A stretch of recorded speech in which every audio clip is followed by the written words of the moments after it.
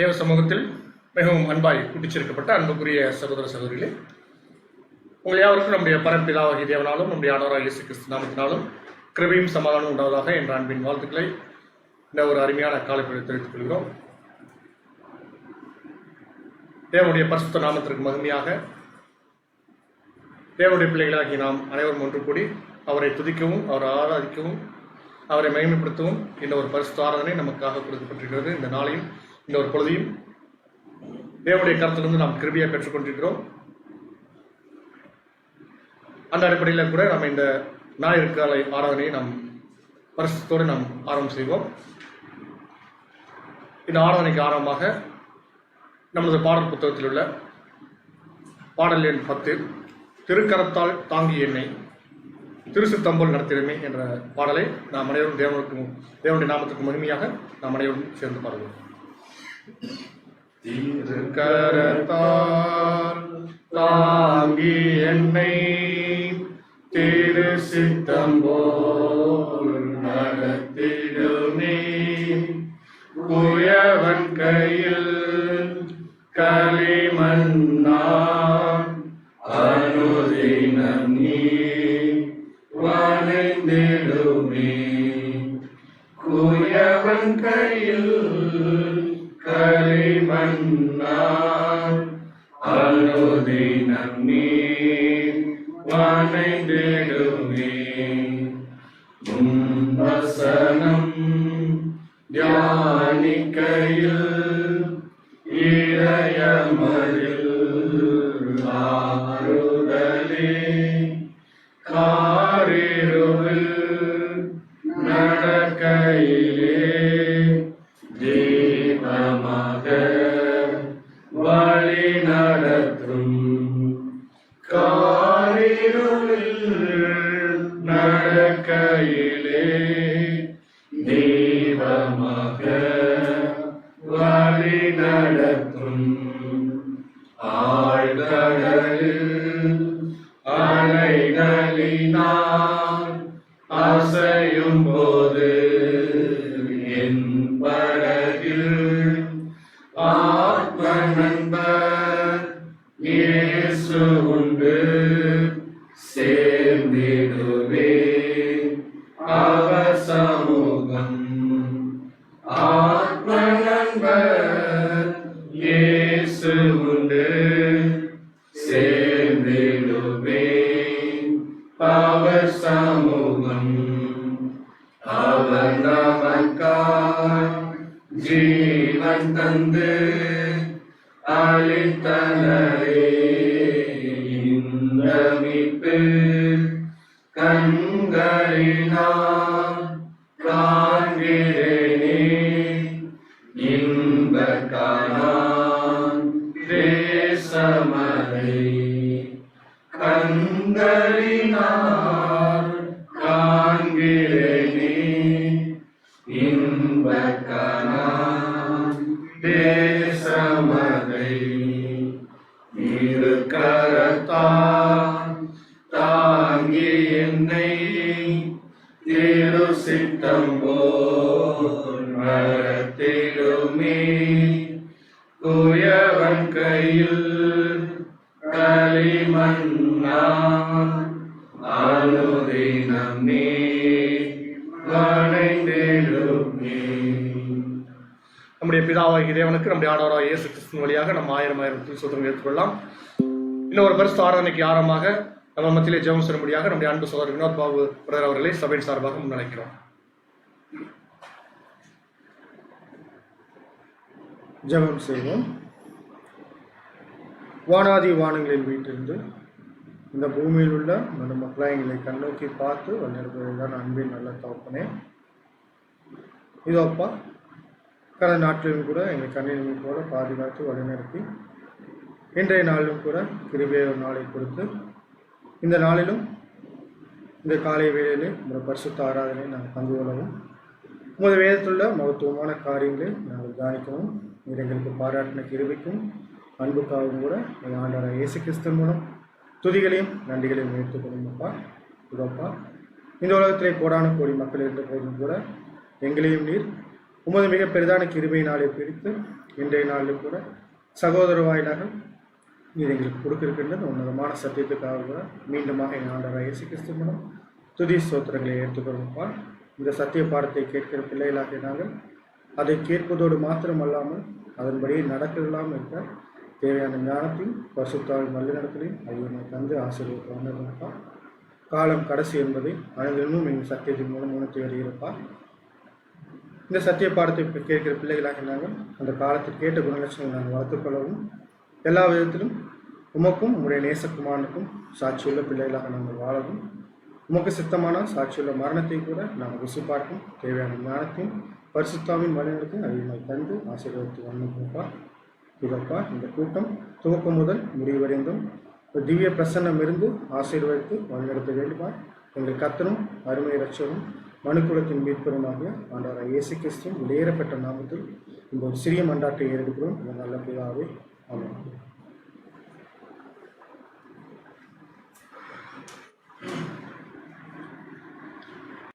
தேவனுடைய பரிசுத்த நாமத்திற்கு மகிமை உண்டாதாக. நாம் யாவரும் நம்முடைய விசுவாச பிரமாணத்தை நாம் அறிக்கையிடுவோம். தாம் ஒருவராய் சாவாமை உள்ளவரும் ஒருவரும் சேரக்கூடாத ஒளியிலே வாசம் பண்ணுகிறவரும் ஆதி அந்தமில்லாத ஏக சக்கராதிபதியுமான யெகோவா என்னும் நாமமுள்ள ஒன்றான மெய்தேவனையே விசுவாசிக்கிறோம். அவருடைய ஒரே பேரான குமாரனும் நம்முடைய கர்த்தரும் இரட்சகருமான இயேசு கிறிஸ்துவையும் விசுவாசிக்கிறோம். இவர் அதிசரமான தேவனுடைய தற்சரூபமும் சர்வ சிருஷ்டிக்கும் முந்தின பேருமானவர்.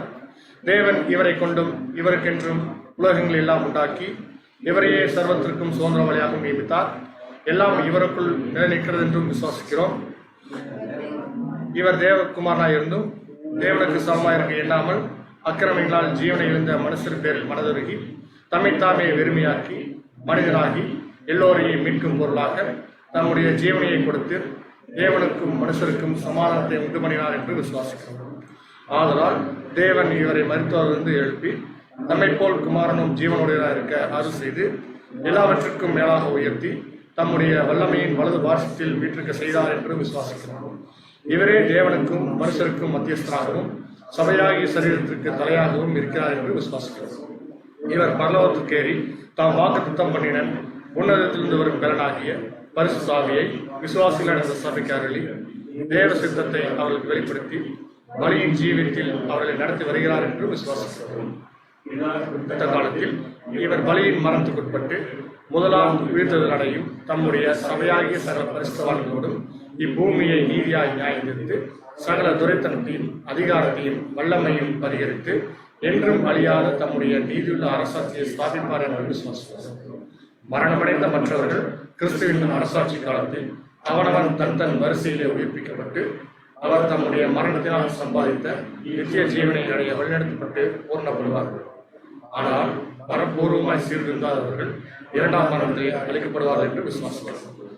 எல்லா சத்துருக்களையும் தமது பாவப்படியாக மட்டும் இவர் ஆளுகை செய்து சத்துருவாகிய மரணத்தையும் பரிகரித்து எல்லாவற்றையும் முந்திரை செய்து கொண்டு வந்து பிதாவே சகலத்திலும் சகலமாய் இருப்பதற்கு அவருக்கு ராஜ்யத்தை ஒப்புக் கொடுத்து அவருக்கு கீழ்பட்டிருப்பார் என்று விசுவாசிக்கிறோம். ஆமென். சபையார் அனைவரும் அமரலாம். இன்றைய நாளுக்குரிய காலை தீர்மானம் பரலோக மன்னாவை வாசிக்கும்படியாக நம்முடைய அன்பு சகோதரர் நிதின் அவரை சபையின் சார்பாக முன்வைக்கிறோம்.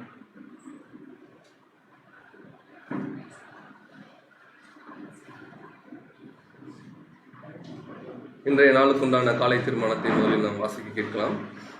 நான் மனுஷர் பாஷைகளையும் தூதர் பாஷைகளையும் பேசினாலும் அன்பு எனக்கு இராவிட்டால் சத்தமிடுகிற வெண்கலம் போலவும் ஓசையிடுகிற கைத்தாளம் போலவும் இருப்பேன். நான் தீர்க்க தரிசன வரத்தை உடையவனாய் இருந்து சகல ரகசியங்களையும் சகல அறிவையும் அறிந்தாலும் மலைகளை பேர்க்கத்தக்கதாக சகல விசுவாசம் உள்ளவனாய் இருந்தாலும் அன்பு எனக்கு இராவிட்டால் நான் ஒன்றுமில்லை. எனக்கு உண்டான யாவற்றையும் நான் அன்னதானம் பண்ணினாலும் என் சரீரத்தை சுட்டரிக்கப்படுவதற்கு கொடுத்தாலும் அன்பு எனக்கு இராவிட்டால் எனக்கு பிரயோஜனம் ஒன்றுமில்லை. அன்பு நீடிய சாந்தமும் தயவும் உள்ளது. அன்புக்கு பொறாமை இல்லை. அன்பு தன்னை புகழாது, இருமாப்பா இராது, அயோக்கியமானதை செய்யாது, தற்பொழிவை நாடாது, சினம் அடையாது, தீங்கு நினையாது, அநியாயத்தில் சந்தோஷப்படாமல் சத்தியத்தில் சந்தோஷப்படும், சகலத்தையும் தாங்கும், சகலத்தையும் விசுவாசிக்கும், சகலத்தையும் நம்பும், சகலத்தையும் சகிக்கும். அன்பு ஒரு காலம் ஒழியாது. தீர்க்க தரிசனங்களானாலும் ஒளிந்து போகும், அந்நிய பாஷைகளானாலும் ஒழிந்து போகும். அறிவு ஆனாலும் ஒளிந்து போகும். நம்முடைய அறிவு குறைவுள்ளது, நாம் தீர்க்க தரிசனம் சொல்லுதலும் குறைவுள்ளது. நிறைவானது வரும்போது குறைவானது ஒளிந்து போகும். நான் குழந்தையா இருந்தபோது குழந்தையைப் போல பேசினேன், குழந்தையைப் போல சிந்தித்தேன், குழந்தையைப் போல யோசித்தேன். நான் புருஷன் ஆன போதோ குழந்தைகளுக்கு ஏற்றவைகளை ஒளிந்து விட்டேன். இப்பொழுது கண்ணாடியிலே நிலநாட்டமாய் பார்க்கிறோம், அப்பொழுது முகமுகமாய் பார்ப்போம். இப்பொழுது நான் குறைந்த அறிவுள்ளவன், அப்பொழுது நான் அறியப்பட்டிருக்கிறபடியே அறிந்து கொள்வேன். இப்பொழுது விசுவாசம், நம்பிக்கை, அன்பு இம்மூன்றும் நிலைத்திருக்கிறது, இவைகளில் அன்பே பெரியது. இன்றைய நாளுக்குண்டான பரலோக மன்னாவை நாம் வாசிக்க கேட்கலாம். ஜூலை 5ஆம் தேதி 2 கொரிந்தியர் 10ஆம் அதிகாரம் வசனம் 4 மற்றும் 5. எங்களுடைய போர் ஆயுதங்கள் மாம்சத்துக்கேற்றவைகளாய் இராமல் அரண்களை நிர்மூலமாக்குகிறதற்கு தேவ பலமுள்ளவைகளாய் இருக்கிறது. அவைகளால் நாங்கள் தர்க்கங்களையும் தேவனை அறிகிற அறிவுக்கு விரோதமாய் எழும்புகிற எல்லா மேட்டிமையும் நிர்மூலமாக்கி எந்த எண்ணத்தையும் கிறிஸ்துவுக்கு கீழ்ப்படிய சிறைப்படுத்துகிறவர்களாய் இருக்கிறோம். என்னுடைய விளக்கம்: நாம் தேவனிடம் அங்கீகாரம் பெறுவதற்கு முதலாவதாக அவருடைய வார்த்தைகளுக்கு கீழ்ப்படிவது, அவரிடம் அன்பு கூறுவது, விசுவாசம் வைப்பது ஆகும்.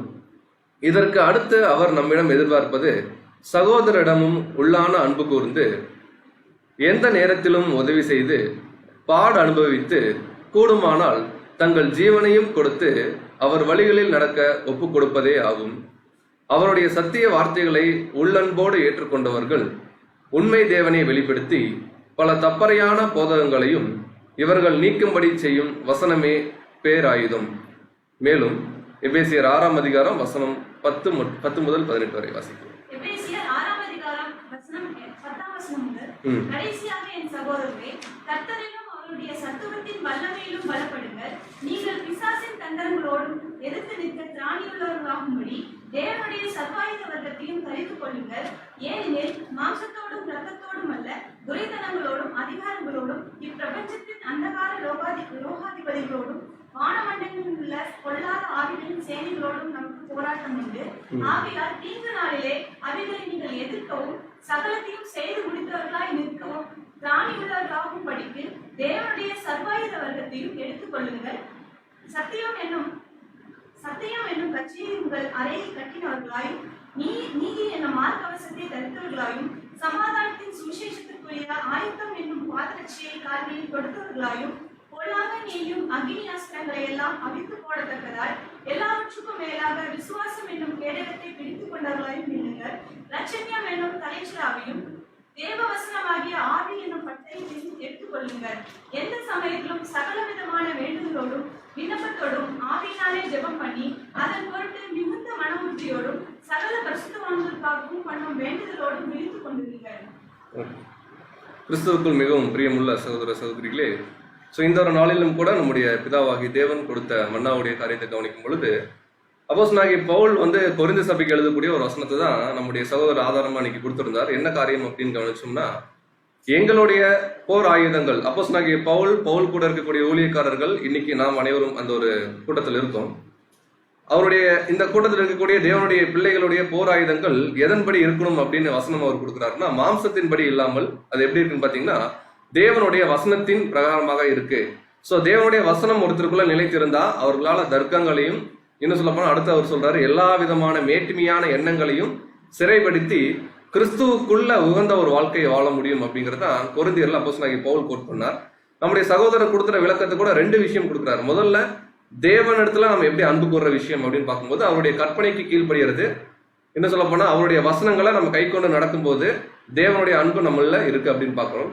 இதே விஷயம் செகண்டரி என்னன்னா, அந்த 2வது பிரமாணம்னா நாம இந்த அன்பை நம்முடைய சகோதரர்கிட்டையும் என்ன பண்ணணும் பாத்தீங்கன்னா காமிக்கணும். அந்த மாதிரி காமிக்கும் பொழுது பல விதமான பாடுகள்லையும் உபத்திரவங்களையும் எதுதான் நம்மளை முன்னிறுத்து இந்த ஒரு யுத்தத்துல ஜெயிக்க வைக்கும் அப்படின்னு பாத்தீங்கன்னா, ஒவ்வொரு நாளும் நம்ம படிக்கக்கூடிய வேத வசனமும் அதுல இருக்கக்கூடிய சத்தியங்களும் தான். எவ்வளவு ஒரு போராட்டமான காலம். நம்ம எபேசியர்ல கூட அப்போஸ்தலனாகிய பவுல் அந்த சொன்ன வசனத்துல ஒரு முக்கியமான காரியம் கவனிக்கும் போது 13ஆம் வசனம் பாத்தீங்கன்னா, ஆகையால் தீங்கு நாளிலே அவைகளை நீங்கள் எதிர்க்கவும் அப்படின்னு. சோ எப்போ ஒரு தேவனுடைய பிள்ளைக்கு ஒரு போராட்டமான ஒரு காலம் தன்னுடைய வாழ்க்கையில வருதோ, இந்த டைம்ல நம்ம கிறிஸ்துவுக்குள்ள வெற்றி சேர்க்கணும் அப்படின்னா கட்டாயமா நம்முடைய மாம்சத்துல ஏதோ ஒரு முடிவு எடுத்தோம்னா என்ன பண்ண முடியாதுன்னா அது ஒரு சக்சஸ்ஃபுல் லைஃபா நம்மளுடைய திருச்சபையோடைய லைஃப் முடியாது. ஸோ அது எதற்குள்ள எடுக்கணும்னு பவுல் சொல்றாருன்னா, தீங்கு நாள் வரும்போதெல்லாம், நமக்கு எல்லா நாளுமே இப்ப தீங்கு நாளாக தான் இருக்கு, தேவனுடைய வசனம் நம்முடைய இருதயத்துல நிறைந்து இருக்கும்போது இந்த வசனத்தை வச்சு எல்லா விதமான மேட்டிமையும் சத்தியத்துல வரக்கூடிய கருத்து வேறுபாடுகளையும் தர்க்கங்களையும் நம்ம என்ன பண்ணலாம்னு பார்த்தீங்கன்னா, கிறிஸ்துவுக்குள்ள அதை ஒரு சமாதானமான ஒரு சூழ்நிலை கொண்டு போகலாம் அப்படிங்கிற ஒரு காரியத்தை தேவன் கொடுக்குறாரு பார்க்குறோம்.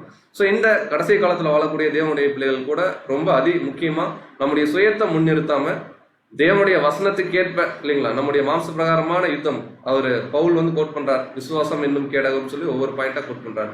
இந்த வகையான குணாதிசயங்கள் மாத்திரம்தான் இந்த பேட்டில் ஃபீல்டுல தேவனுடைய பிள்ளைகளை ஜெயிக்க வைக்குமே தவிர, நான் பண்ணிடுவேன், என்னுடைய சொந்த முயற்சியினால நான் சபையாயிருவேன், நான் சாத்தானை வீழ்த்திடுவேன், என்னுடைய மேட்டுமையை நானே அழிச்சிருவேன் அப்படின்னா இன்னமும் நம்முடைய மாம்சம் தலைதூங்கி எழுமே தவிர கிறிஸ்துவுக்குள்ள சிறைப்பட்டு ஒரு புது சிருஷ்டி வளராது அப்படின்னு பாக்குறோம். ஒரு புது சிருஷ்டி வளரணும், இந்த யுத்தத்துல சக்சஸ்ஃபுல்லா ஜெயிக்கணும் அப்படின்னா கட்டாயம் தேவனுடைய வசனங்கள் தான் நம்முடைய போர் ஆயுதங்கள் அப்படிங்கிற ஒரு கருத்தை தேவன் இன்னைக்கு கொடுக்கிறார். தேவன் தாமே இந்த ஒரு மன்னாவை ஆசீர்வதிப்பார்.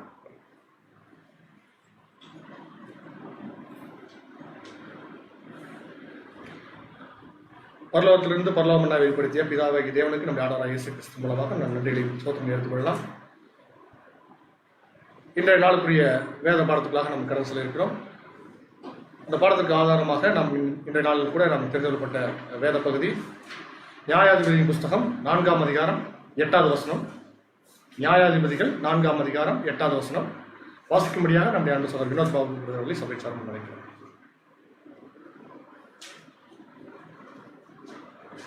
இன்றைய நாளுக்குரிய வேத வாசிப்பு நியாயாதிபதிகளின் புஸ்தகம் 4ஆம் அதிகாரம் 8ஆம் வசனம்.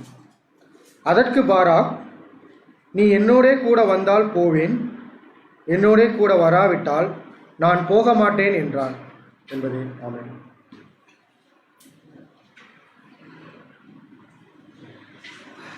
வாசிக்கேட்ட இந்த வேத பகுதியிலிருந்து நாம் இன்றைய நாளுக்குரிய சத்திய பாடத்துக்களாக நாம் கடந்து செல்ல இருக்கிறோம். பாடத்தினுடைய தலைப்பு கூட்டணி.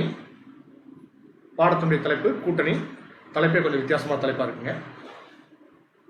இந்த தலைப்பின் கீழே தூதி கொடுக்கும்படியாக நம்முடைய அன்பு சகோதரர் ஜேம்ஸ் பாஸ்கர் பிரதர் அவரை சபையின் சார்பாக முன்னழைக்கிறோம்.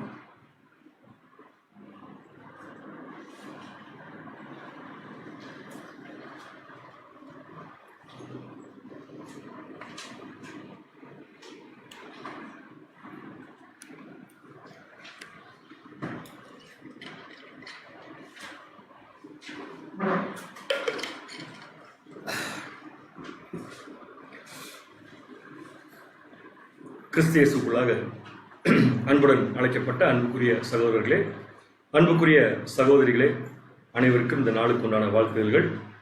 தேவனுடைய கிருபையினாலும் அவருடைய வழிநடத்துதலினாலும் நாம் சத்தியத்தில் வளர்ந்து இந்த ஒரு ஆராதனையிலும் பங்கு பெறுவதற்கு தேவன் கிறிஸ்துவின் மூலம் கிருபை தந்திருக்கிறார்.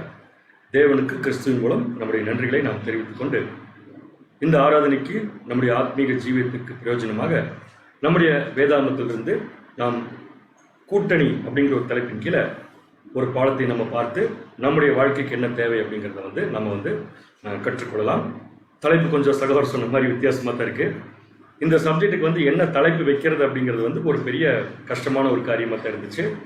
கடைசியாக கண்டுபிடிச்ச தலைப்பு தான் கூட்டணி அப்படிங்கிறது இருக்குது. சரி, பார்க்கலாம். அப்போ என்ன ஒரு விஷயம் நல்லா புரியுதுன்னா, இந்த சப்ஜெக்டில் நிறைய கூட்டணிகள் வரும்போல் இருக்குது. அதில் எந்த கூட்டணி ஜெயிக்க போகுது அப்படிங்கிறத நம்ம பார்க்க போகிறோம். சரிங்களா? ஸோ இன்னும் தெளிவாக சொல்ல போனால், நம்ம பைபிளிலிருந்து படிக்கக்கூடிய எல்லா சம்பவங்களுமே நம்முடைய வாழ்க்கையில் நடந்து கொண்டிருக்கிற சம்பவங்களுக்காகத்தான் நடந்திருக்கு அப்படிங்கிறத நம்ம புரிஞ்சுருக்கிறோம். தேவன் வேதாகமத்தில் பழைய ஏற்பாடு அப்படின்னு ஒரு புஸ்தகத்தை கொடுத்தது எதுக்குன்னு பார்த்தீங்கன்னா, நம்முடைய வாழ்க்கையில் நடக்கக்கூடிய சம்பவங்களை தான் அங்கே பழைய ஏற்பாடு அவர் வச்சிருக்காரு. ஆனால் நமக்கு பதிலாக அங்கே நிழல்களாக சில பேர்த்த வச்சிருக்காரு. அந்த நிழல்களாக இருக்கிறவங்க என்ன செய்கிறாங்களோ அதை நம்ம செஞ்சால் அது தேவனுக்கு எப்படி பிரியமா இருக்கும், அல்லது தேவனுக்கு பிரியமில்லாமல் போகிறவங்களை எப்படி காப்பாற்றுறது அப்படிங்கிற விஷயம் பூராமே தேவன் தன்னுடைய வேதாகமத்துக்குள்ள ரொம்ப கிளியரா வச்சிருக்காரு. அதே மாதிரி நம்முடைய வாழ்க்கையில இன்னைக்கு நடந்து கொண்டிருக்கிற ஒரு சம்பவத்தை பழைய ஏற்பாட்டிலிருந்து ஒரு சரித்திரத்தின் மூலம் நம்ம பார்க்க போறோம். சரித்திரம் ரொம்ப கம்மி, ஆனா நம்ம வாழ்க்கைக்கு தேவையான விஷயங்களை பார்ப்பது ரொம்ப அதிகமா இருக்கும் இந்த பாடத்துல. சரிங்களா? நம்ம எங்க போக போறோம்னா பழைய ஏற்பாட்டுக்குள்ள போக போறோம். ஆதார வசனம் வாசிச்சப்பே நீங்க கண்டுபிடிச்சிருந்திருக்கலாம் எந்த புஸ்தகத்திலிருந்து சப்ஜெக்ட் படிக்க போறோம் அப்படின்னு சொல்லி பார்த்தீங்கன்னா, நியாயாதிபதிகள் புஸ்தகம். நியாயாதிபதிகள் புஸ்தகத்துல எத்தனாவது அதிகாரம் பார்த்தீங்கன்னா 4ஆம் அதிகாரம். நம்ம ஏற்கனவே நல்லா பழக்கப்பட்ட அதிகாரம். அதிகமான வேத பாடங்களும் இந்த ஒரு சாப்டர்ல இருந்து இங்க கொடுக்கப்பட்டிருக்கிற கதாபாத்திரங்கள் இருந்து நம்ம படிச்சிருக்கிறோம். இந்த சப்ஜெக்டை வந்து 2-3 விஷயங்களுக்கு நிழல் பொருளை யூஸ் பண்ணலாம். அதுல ஒரு மெத்தட் தான் நம்ம இன்னைக்கு பார்க்க போறோம். அந்த ஒரு மெத்தட் என்னன்னு சொல்லி பார்த்தீங்கன்னா நம்முடைய வாழ்க்கையில் நடந்து கொண்டிருக்கிற ஒரு சம்பவமா இருக்கும் அப்படின்னு நம்ம பார்த்துக்கலாம். ஸோ இந்த சப்ஜெக்ட்ல யார்ல இருந்து ஆரம்பிச்சா கரெக்டா இருக்குன்னா, நியாயாதிபதிகளுடைய ஆட்சி இஸ்ரேல் ஜனங்கள் மத்தியில் நடந்துட்டு இருக்கும்போது இந்த சப்ஜெக்ட்ல 4ஆம் அதிகாரத்துல நம்ம படிக்க போற சம்பவம் நடக்கும்போது இஸ்ரேல் ஜனங்களுக்கு யார் நியாயாதிபதியா இருந்தாங்க அப்படின்னு சொல்லி பார்த்தீங்கன்னா தெபோராள் அப்படிங்கிற ஒரு கேரக்டர். இவங்களை பத்தி நமக்கு நல்லாவே தெரியும். இவங்க வந்து இஸ்ரேல் தேசத்தை வந்து ஒரு நியாயாதிபதியா இருந்து ரூல் பண்ணக்கூடிய ஒரு நிலைமைக்கு வந்தாங்க. அப்படி இவங்க வரும்போது இஸ்ரேல் ஜனங்கள் என்ன செய்து கொண்டிருந்தார்கள் அப்படின்னு சொல்லி பார்த்தா வழக்கம் போல தான். அவங்க எப்பவுமே அப்படித்தான், முதல்ல தேவன்கிட்ட மன்னிப்பு வாங்குவாங்க, அப்புறம் திருப்பி விக்கிரகாராதனைக்குள்ள போவாங்க. பட் இந்த சமயத்திலும் அங்க விக்கிரகாராதனை தெபோராள் வரதுக்கு கொஞ்சம் நாளைக்கு முன்னாடி நடந்துட்டு இருந்துச்சு. அப்படி நடந்துட்டு இருந்த விக்கிரகாராதனை நம்ம படிக்கலாம். நியாயாதிபதிகள் 4ஆம் அதிகாரம் 1ஆம் வசனம் 2ஆம் வசனம் வாசிங்க. நியாயாதிபதிகள் 4ஆம் அதிகாரம் வசனம் 1 முதல். ஏகூத் மரணம் அடைந்த பின்பு இஸ்ரவேல் புத்திரர் திரும்ப கர்த்தரின் பார்வைக்கு பொல்லாப்பானதை செய்து வந்தார்கள். நியாயாதிபதிகள் புத்தகத்துல அதிகமா வரக்கூடிய வார்த்தை திரும்ப அப்படிங்கிற வார்த்தை. அப்படியே என்ன அர்த்தம்? திரும்ப திரும்ப அவங்க தப்பு செஞ்சுட்டே தான் இருந்தாங்க. தேவன் திரும்ப திரும்ப அவங்களுக்கு ரட்சிப்பை கொடுத்துட்டு தான் இருந்தார். அந்த மாதிரி ஒரு ரட்சிப்பை கொடுத்த ஒரு சம்பவத்தை நம்ம இன்னைக்கு படிப்போம். சோ திரும்ப கர்த்தரின் பார்வைக்கு பொல்லாப்பானதை செய்தார்கள். 2ஆம் வசனம். கர்த்தர் அவர்களை ஆத்சோரின் ஆளுகிற யாபீன் என்னும் கானானியருடைய ராஜாவின் கையில விட்டு போட்டார். கொஞ்ச நாள் புறஜாதிகள் கையில ஒப்பு கொடுத்துருவார். அந்த மாதிரி இந்த யாபீன் அப்படிங்கிற ஒரு குரூப் கிட்ட அவங்க வந்து வித்துட்டார். அவனுடைய சேனாதிபதிக்கு சிசேரா என்று பேர். சோ நம்ம சப்ஜெக்ட்ல இன்னைக்கு நமக்கு யாபீன் பத்தி அதிகமா படிக்க போறது இல்ல. நமக்கு ரொம்ப தேவையான கேரக்டர் யாருன்னு பாத்தீங்கன்னா சிசேரா. இப்ப நீங்க சொல்லுங்க, சிசேரா என்பவர் நல்லவரா இருப்பாரா அல்லது மோசமானவரா இருக்கிறதுக்கு வாய்ப்பு இருக்கா? சப்ஜெக்ட் படி பார்க்கும்போது நல்லவர் தான். ஸோ சிசேரா வந்து ரொம்ப நல்லவர். ஆனா என்ன பண்ணிருக்காருன்னா தேவன் வந்து கொஞ்ச நாள் அவங்க கையில ஒப்பு கொடுத்திருக்காரு அப்படின்னு சொல்லி எடுத்துட்டோம்னா பின்னாடி இருக்கிற வசனங்கள் அதுக்கு நம்ம விடைய சொல்லும். தொடர்ந்து வாசிங்க. அவன் புறஜாதிகளுடைய பட்டணமாகிய அரோசேத்திலே குடியிருந்தான். ஆனா ஒரு விஷயம் நல்லா தெரியுது நமக்கு, தேவன் இஸ்ரேல் ஜனங்களை யார் கையில ஒப்பு கொடுத்திருக்காரு? சிசேரா கையில ஒப்பு கொடுத்திருக்காருன்னு வச்சுக்கலாம் இப்போதைக்கு. ஓகே, அப்படி ஒப்பு கொடுத்திருக்காரு. அந்த சிசேரா எப்படிப்பட்டவன் அப்படின்னு சொல்லி பாத்தீங்கன்னா வாசிக்கலாம். நியாயாதிபதிகள் 4ஆம் அதிகாரம் 3ஆம் வசனம். நியாயாதிபதிகள் 4ஆம் அதிகாரம் 3ஆம் வசனம். அவனுக்கு 900 இருப்பு ரதங்களும் இருந்தது. 900 ஸ்டீல் சாரியட்ஸ். 900 இருப்பு ரதங்கள் யார் இருந்துச்சமா? சிசேரா கிட்ட இருந்துச்சாமா. நல்லவனா கெட்டவனா? இப்ப படிக்கலாம். இப்ப அதே வாய்ப்பு மாற்றி சொல்லு பாருங்க. அவன் இஸ்ரேல் புத்திரரை 20 வருஷம் கொடுமையாய் ஒடுக்கினார். இஸ்ரேல் புத்திரரை 20 வருஷம் என்ன பண்ணணுமா? கொடுமையாய் ஒடுக்கினான். அப்ப இது ஒரு நல்ல கேரக்டர் மாதிரி நமக்கு தெரியல. அப்ப தேவனே அனுமதி கொடுத்திருக்காரு. எந்த மாதிரி கேரக்டர் அனுமதி கொடுத்திருக்காருன்னா, ஒரு மோசமான கேரக்டர் இஸ்ரேல் ஜனங்களை ஹேண்ட் ஓவர் பண்ணிருக்காரு இந்த சிசேரா கிட்ட. அவன் 20 வருஷம் இஸ்ரேல் புத்திரரை ஒடுக்கினான். 20 வருஷம் இஸ்ரேல் புத்திரரை ஒடுக்கிறதுக்கு அவங்ககிட்ட என்ன இருக்குன்னு கேட்டீங்கன்னா 900 இருப்பு ரதங்கள் அவன் கையில் இருக்குது. ஸோ இஸ்ரேல் ஜனங்களால டாலரேட் பண்ண முடியல, தாங்க முடியல. அவன் ஒடுக்கிறதுலையும் அவன் கஷ்டப்படுத்துறதுலையும் வேதனை அடைந்து, வேதனை வந்ததுக்கு அப்புறம் தான் யார்கிட்ட போவாங்க? நேரா தேவன்கிட்ட போறாங்க. ஸோ தேவனை நோக்கி முறையிடுறாங்க. முறையிட்ட உடனே தேவன் இப்ப யார் மூலமா ரட்சிப்பு கொடுக்க போறாங்கன்னா தெபோராள். புரிஞ்சுக்கலாம். ஸோ இப்ப தெபோராள் என்ன பண்றாங்க? இந்த இன்ஃபர்மேஷன் கேட்டு இப்படி சிசேராங்கிறவன் இஸ்ரேல் ஜனங்களை ரொம்ப அதிகமா ஒடுக்குறா அப்படின்னு தெரிஞ்ச உடனே இப்ப தெபோராள் ஒரு பிளான் போடுறாங்க. அந்த பிளான் என்னன்னா, அவர் ஒரு முக்கியமான நபரை கூப்பிடுறாரு. தெபோராள் இன்னொருத்தர் கூப்பிடுறாங்க. அவங்க பேர் நமக்கு நல்லாவே தெரியும். அவர் பேர் என்னங்க? பாராக் அப்படிங்கிற ஒருத்தர் கூப்பிடுறாரு. வாசிக்கலாம். நியாயாதிபதிகள் 4ஆம் அதிகாரம் 6ஆம் வசனம். நியாயாதிபதிகள் 4ஆம் அதிகாரம் 6ஆம் வசனம். அவள் நப்தலியில் உள்ள கேதேசில் இருக்கிற அபினதோமின் குமாரன் பாராக்கை வரவழைத்து. யாரை வரவழைத்து? பாராக். ஞாபகம், இது 3வது கேரக்டர். பாராக்கை வரவழைத்து, நீ நப்தலி புத்திரரிலும் செபுலோன் புத்திரரிலும் 10000 பேரை கூட்டிக் கொண்டு தாபோர் மலைக்கு போக கடவா என்றும். இந்த அம்மா வந்து என்ன சொல்றாங்கன்னா, தெபோராள் வந்து பாராக் அப்படிங்கிற ஒரு கூப்பிட்டு, உங்களோட 10000 பேரை கூப்பிட்டுக்கோ. அந்த 10000 பேர் எந்த கோத்திரத்துல இருந்து வரணும்? நப்தலி கோத்திரம், செபுலோன். இந்த 2 கோத்திரத்துல இருந்து கூட்டிட்டு நீ நேரம் எங்க போற? தாபோர் மலைக்கு போற அப்படின்னு சொல்லி சொல்றாங்க. இது வரைக்கும் சப்ஜெக்ட்ல நம்ம 3 கேரக்டர் பார்த்திருக்கோம். ஒன்னு தெபோராள், அடுத்தது சிசேரா, அதுக்கப்புறம் பாராக். இந்த 3 பேர் வந்தாச்சு. இப்ப எதுக்காக தெபோராள் பாராக்க 10000 பேரை கூப்பிட்டு போக சொல்றாங்க? சண்டை போடுறதுக்கு. யார் கூட சண்டை போடுறதுக்கு? சிசேரா கூட சண்டை போடுறது. ஏன்னா சிசேரா என்ன பண்ணிட்டு இருக்காரு? இஸ்ரேல் ஜனங்களை ஒடுக்கிட்டு இருக்காரு, கொடுமையாய் ஒடுக்கி கொண்டிருக்காரு. ஸோ உடனே என்ன பண்றாங்க, தெபோராள் கூப்பிட்டு பாராக் கிட்ட சொல்றாங்க, நீங்க போங்க அப்படின்னு சொல்றப்ப அந்த அம்மா எப்படி பாராக் கிட்ட சொல்றாங்கன்னு பாத்தீங்கன்னா, இது உன் வேலை தானே, இதையே பண்ணாம இருக்கீங்கிற மாதிரி கேட்கறாங்க. வாசிங்க நியாயாதிபதிகள் 4ஆம் அதிகாரம் 7ஆம் வசனம். நியாயாதிபதிகள் 4ஆம் அதிகாரம் 7வது வசனம். நான் யாபீனின் சேனாதிபதியாகிய சிசேராவையும் அவன் ரதங்களையும், அவங்கிட்ட பாருங்க ரதங்களும் இருக்கு, அடுத்தது சேனையையும், அவங்கிட்ட சேனையும் இருக்காம, அவன் ரதங்களையும் அவன் சேனையும் கீசோன் பள்ளத்தாக்கிலே உன்னிடத்திற்கு வர இழுத்து அவனை கையில் ஒப்பு கொடுப்பேன் என்றும் இஸ்ரவேலின் தேவனாகிய கர்த்தர் உனக்கு கட்டளையிடவில்லையா என்றார். தெபோராள் கூப்பிட்டு பாராக் கிட்ட நீ வந்து சிசேராவுக்கு அகைன்ஸ்டா போன்னு சொல்ல, என்ன சொல்லியிருக்காங்கன்னா உன் கையில தான் சிசேராவை ஒப்பு கொடுப்பேன்னு சொல்லி தேவன் சொல்லியிருக்காரு, உனக்கு தெரியுமான்னு கேட்கிறாங்க. அப்ப சொல்லும் போது ஒரு வெற்றி எங்க பிக்ஸ் ஆயிடுச்சு, சொல்லும் போதே ஒரு வெற்றி பிக்ஸ் ஆயிடுச்சு. அந்த வெற்றி என்ன, நீ மட்டும் போனினா போது ஜெயிச்சிடலாம் அப்படின்னு சொல்லிட்டு யார்கிட்ட சொல்றது, தெபோராள் பாராக் கிட்ட சொல்றாங்க. இப்ப பாராக் உடனே என்ன பண்ணணும், உடனடியா போகணும் இல்லையா. ஆனா பாராக் என்ன பண்றாருன்னா, நான் போறேன் ஆனா ஒரு கண்டிஷன், நான் போறேன் ஆனா ஒரு கண்டிஷன். அதான் இந்த சப்ஜெக்டுடைய முக்கியமான கருத்து. அந்த கண்டிஷன் என்ன வாசிக்கலாம். நியாயாதிபதிகள் 4ஆம் அதிகாரம் 8ஆம் வசனம். நியாயாதிபதிகள் 4ஆம் அதிகாரம் 8வது வசனம். அதற்கு பாராக், நீ என்னோட கூட வந்தால் போவே. சரியான பாயிண்ட். நீங்க என் கூட வந்தா நான் என்ன பண்றேன், சண்டைக்கு போறேன், என்னோட கூட வராவிட்டால் நான் போக மாட்டேன் என்றார். இப்படி ஒருத்தர் சொல்றாருன்னா என்ன அர்த்தம், இப்ப தெபோராள் தான் கூப்பிட்டு சொன்னாங்க நீ சண்டைக்கு போன்ட்டு. இப்ப பாராக் என்ன பண்ணிக்கணும், வெற்றி எங்க பிக்ஸ் ஆயிடுச்சு, ஏற்கனவே தேவன் ஒப்பு கொடுப்பான்னு சொல்லிட்டாங்க.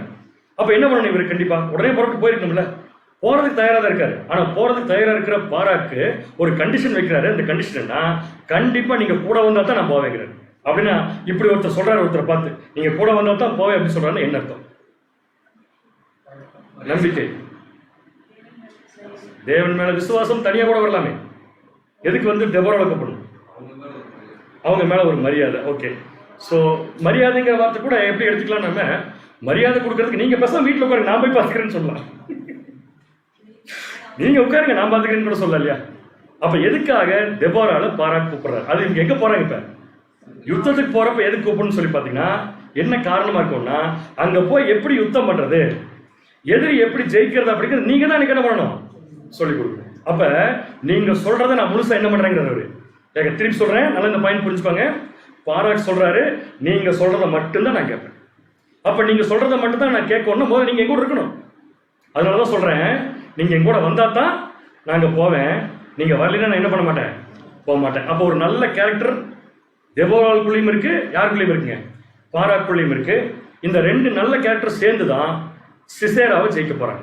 ஏன்னா சிசேரா தேவனுடைய பிள்ளைகளை என்ன பண்ணிருக்காரு, அவரு ஒடுக்கிட்டு இருக்காரு. சோ இப்ப தெபோராள் என்ன சொல்லிருப்பாங்க, எஸ் சொல்லிருப்பாங்களா, நோ சொல்லிருப்பாங்களா, கட்டாயமா வரேன், நீ வந்து ஜெயிக்கணும்னு முடிவு பண்ணிட்ட, அதுக்கு யார்கிட்ட கேட்டு ஜெயிக்கணுங்கிறது நீ கரெக்டா புரிஞ்சுக்கிட்ட, நீ கேட்ட கேள்வி கரெக்ட், உங்களோட கண்டிப்பா நான் என்ன பண்றேன் வரேன்னு சொன்ன உடனே ஒரு போருக்கு, ஒரு யுத்தத்துக்கு தயாராகி போறாங்க.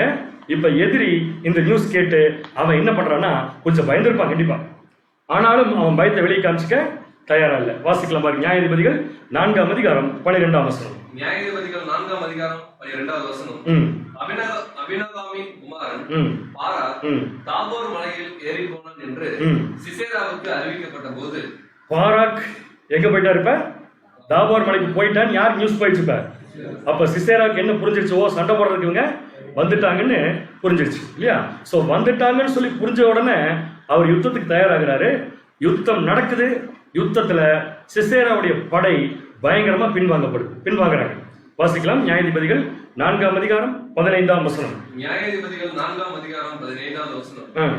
கர்த்தர் சிசேராவையும் அந்த எல்லா ரதங்களையும் சேனை அனைத்தையும், எல்லா ரதம் எத்தனை ரதம், 900 ரதம், எல்லா சேனையும் பாராக்குக்கு முன்பாக பட்டய கற்கள் என்ன பண்ணாரமா கலங்கடித்தார். உடனே இப்ப சிசேரா என்ன பண்றாரு, தோத்து போய் தெரிஞ்சு வச்சுப்பேன். சோ இனிமேல் சேனையை நம்பி பிரயோஜனம் இல்ல, ரதத்தை நம்பி பிரயோஜனம் இல்ல, இதைத்தான் பெருசு நினைச்சிருந்தோம், இப்ப இதெல்லாமே போச்சு. இப்ப அடுத்து நான் உயிரை காப்பாத்திக்கணும், என்னுடைய உயிரை காப்பாத்திக்கொண்டு இப்ப சிசேரா என்ன பண்றாருன்னா ரதத்தை விட்டு இறங்கி கால்நடையா ஓடுறாரு. அப்ப இருந்ததெல்லாம் என்ன ஆயிடுச்சு, இப்ப போச்சு, இப்ப வெறும் கால்நடை. சோ கால்நடையா ஓடுறாரு. எங்க ஓடுறாருன்னா தனக்கு ஆதரவு கொடுப்பதற்கு யாராவது இருக்காங்களா, வேற வழி இல்லை. இப்ப தப்பிக்கிறதுக்கு ஒண்ணுதான் வழி, எங்கேயாவது போய் ஒழிச்சாங்க. எங்க போய் ஒழிச்சுக்கிறது, இவருக்கு யாராவது ஆதரவு கொடுத்தா அங்கதான் போய் ஒழிய முடியும் அப்படின்னு சொல்லிட்டு ரதம் சேனையெல்லாம் போனதுக்கு அப்புறம் கூட கால்நடையா ஓடுறாரு. அவரை ஏற்றுக்கொள்வதற்கு ஒரு கூட்டணி தயாராயிருச்சு. ஒரு கூட்டணி இல்ல, ஒரு அம்மா தயாராயிருச்சு. அந்த அம்மா பேர் தான் என்னங்க நமக்கு? யாகேல். ஞாபகம் வச்சுக்கோங்க, இது 4வது கேரக்டர். ஸோ யாகேல் ரெடியா இருக்காங்க. இப்ப யாகேலுடைய கூடாரத்துக்கு சிசேரா போறாரு. எப்படி போறாரு? கால்நடையா போறாரு. இப்ப அவர்கிட்ட ஒண்ணுமே இல்லை. வாசிக்கலாம். நியாயாதிபதிகள் 4ஆம் அதிகாரம் 17ஆம் வசனம். நியாயாதிபதிகள் 4ஆம் அதிகாரம் 17வது வசனம். சிசேரா கால்நடையாய் கேனியனாகிய ஏபேரின் மனைவி யாகேலுடைய கூடாரத்துக்கு ஓடி வந்தார். எங்க ஓடி வந்தார்? யாகேலுடைய கூடாரத்துக்கு. அப்ப ஒருத்தர் போர்ல தோத்து போய் பயந்து ஓடும்போது ஒருத்தர் வீட்டுக்கு போறாருன்னா நம்பி தானே போவார். எப்படி நம்பி போவார்? புதுசா ஒருத்தர் வீட்டுக்கு நம்பி போக முடியுமா? அப்படின்னா கண்டிப்பா யார் வீட்டுக்கு இவர் போறாரோ அவங்களுக்கும் இவங்களுக்கு ஏற்கனவே என்ன இருந்திருக்கணும்? ஒரு தொடர்பு இருந்திருக்கணும், ஒரு சமாதானம் இருந்திருக்கணும், ஒரு ஃப்ரெண்ட்ஷிப் இருந்திருக்கணும். அப்பதான் ஓட முடியும். இல்லாட்டி காப்பாற்றுவாங்களா? கண்டிப்பா காப்பாற்ற மாட்டாங்க. சோ சிசேராவுக்கும் யாகேலுக்கும் ஏற்கனவே ஒரு சமாதானமான உறவு இருந்திருக்கு. சோ வாசிக்கலாம் தொடர்ந்து. இப்ப யாகேலுடைய கூடாரத்திற்கு ஓடி வந்தான். அப்பொழுது யாபீன் என்னும் ஆத்சோரின் ராஜாவுக்கும் கேனியனான ஏபேரின் வீட்டுக்கும் சமாதானம் உண்டாயிருந்தது. இந்த கேனியனாகி ஏபேர்ங்கிறது வந்து சிசேரா. சோ அவங்களுக்கும் யாருக்கு இப்ப சமாதானம் உண்டாயிருந்தது? சிம்பிளா சொல்ல போனா 2 குடும்பத்துக்கு சமாதானமா தான் இருக்கு. எந்த குடும்பம்? ஒன்னு யாகேலுடைய குடும்பம், இன்னொன்னு சிசேராவுடைய குடும்பம். ஞாபகம் வச்சுக்கோங்க. 2 பேருக்கு ஏற்கனவே என்ன இருந்துச்சாமா? அதாவது பழைய ஃப்ரெண்ட்ஷிப் அப்படின்னு வச்சுக்கலாம். அந்த ஃப்ரெண்ட்ஷிப்பை நம்பி இவர் என்ன பண்றாரு? நேரா யாகேலுடைய வீட்டுக்கு வந்துட்டாரு. யாகேலுக்கு ஒருவேளை இவருக்கு யாருன்னே தெரியாம இருந்திருந்தா, சிசேராவை சுத்தமா பிடிக்காம போயிருந்தா, பழைய உறவு முறை எதுவுமே இல்லைன்னா கண்டிப்பா இந்த அம்மா என்ன பண்ணாது? வீட்டுக்குள்ள விடாது. நம்ம வீட்டுல பாருங்க, ஒரு திருடன் தப்பிச்சு ஓடி வந்துருக்கான், போலீஸ் துரத்திட்டு வந்துருக்குது. நம்ம வீட்டுக்கு விடுவோமா திருடனை? விடுவோம். எப்ப விடுவோம்? அந்த திருடன் நமக்கு பழக்கம் இருந்தா காப்பாத்தலாம் அப்படின்னு நினைச்சு கூட என்ன பண்ணலாம். சோ அந்த அம்மா என்ன பண்ணிருக்குன்னா, இப்ப இவரை தன்னுடைய வீட்டுக்குள்ள அலோவ் பண்ணிட்டு பாருங்க, 2 பேருக்கு இடையில கான்வர்சேஷன் நடக்குது. சூப்பர் கூட்டணி இது. 2 பேருக்கு இடையில ஒரு கான்வர்சேஷன் நடக்குது. அந்த கான்வர்சேஷன் என்னன்னா, வாசிக்கலாம். நியாயாதிபதிகள் 4ஆம் அதிகாரம் 18ஆம் வசனம். நியாயாதிபதிகள் 4ஆம் அதிகாரம் 18வது வசனம். யாகேல் வெளியே சிசேராவுக்கு எதிர்கொண்டு போய் உள்ளே வாரும். யாருக்கு எப்படி கூப்பிடுவா? உள்ள வாங்க யார் கூப்பிடுவா? பிடிச்சிருந்தவங்க கூப்பிடுவாங்க. அப்ப ஏற்கனவே யாகேலுக்கும் சிசேராவுடைய குடும்பத்துக்கு என்ன இருந்திருக்கு? ஏதோ ஒரு பழைய பந்தம் இருந்திருக்கு. அந்த பந்தத்துல தான் அம்மா என்ன பண்ணுது? உள்ள வாங்குது. இல்லாட்டி என்ன சொல்லிருக்கோம்? உள்ள வந்தவங்க வெளியே போங்கன்னு சொல்லியிருக்கோம். அப்ப இந்த அம்மா உள்ள வாங்கன்னு சொல்லுதுன்னா சம் ரிலேஷன்ஷிப் அங்க இருக்கு. அடுத்தது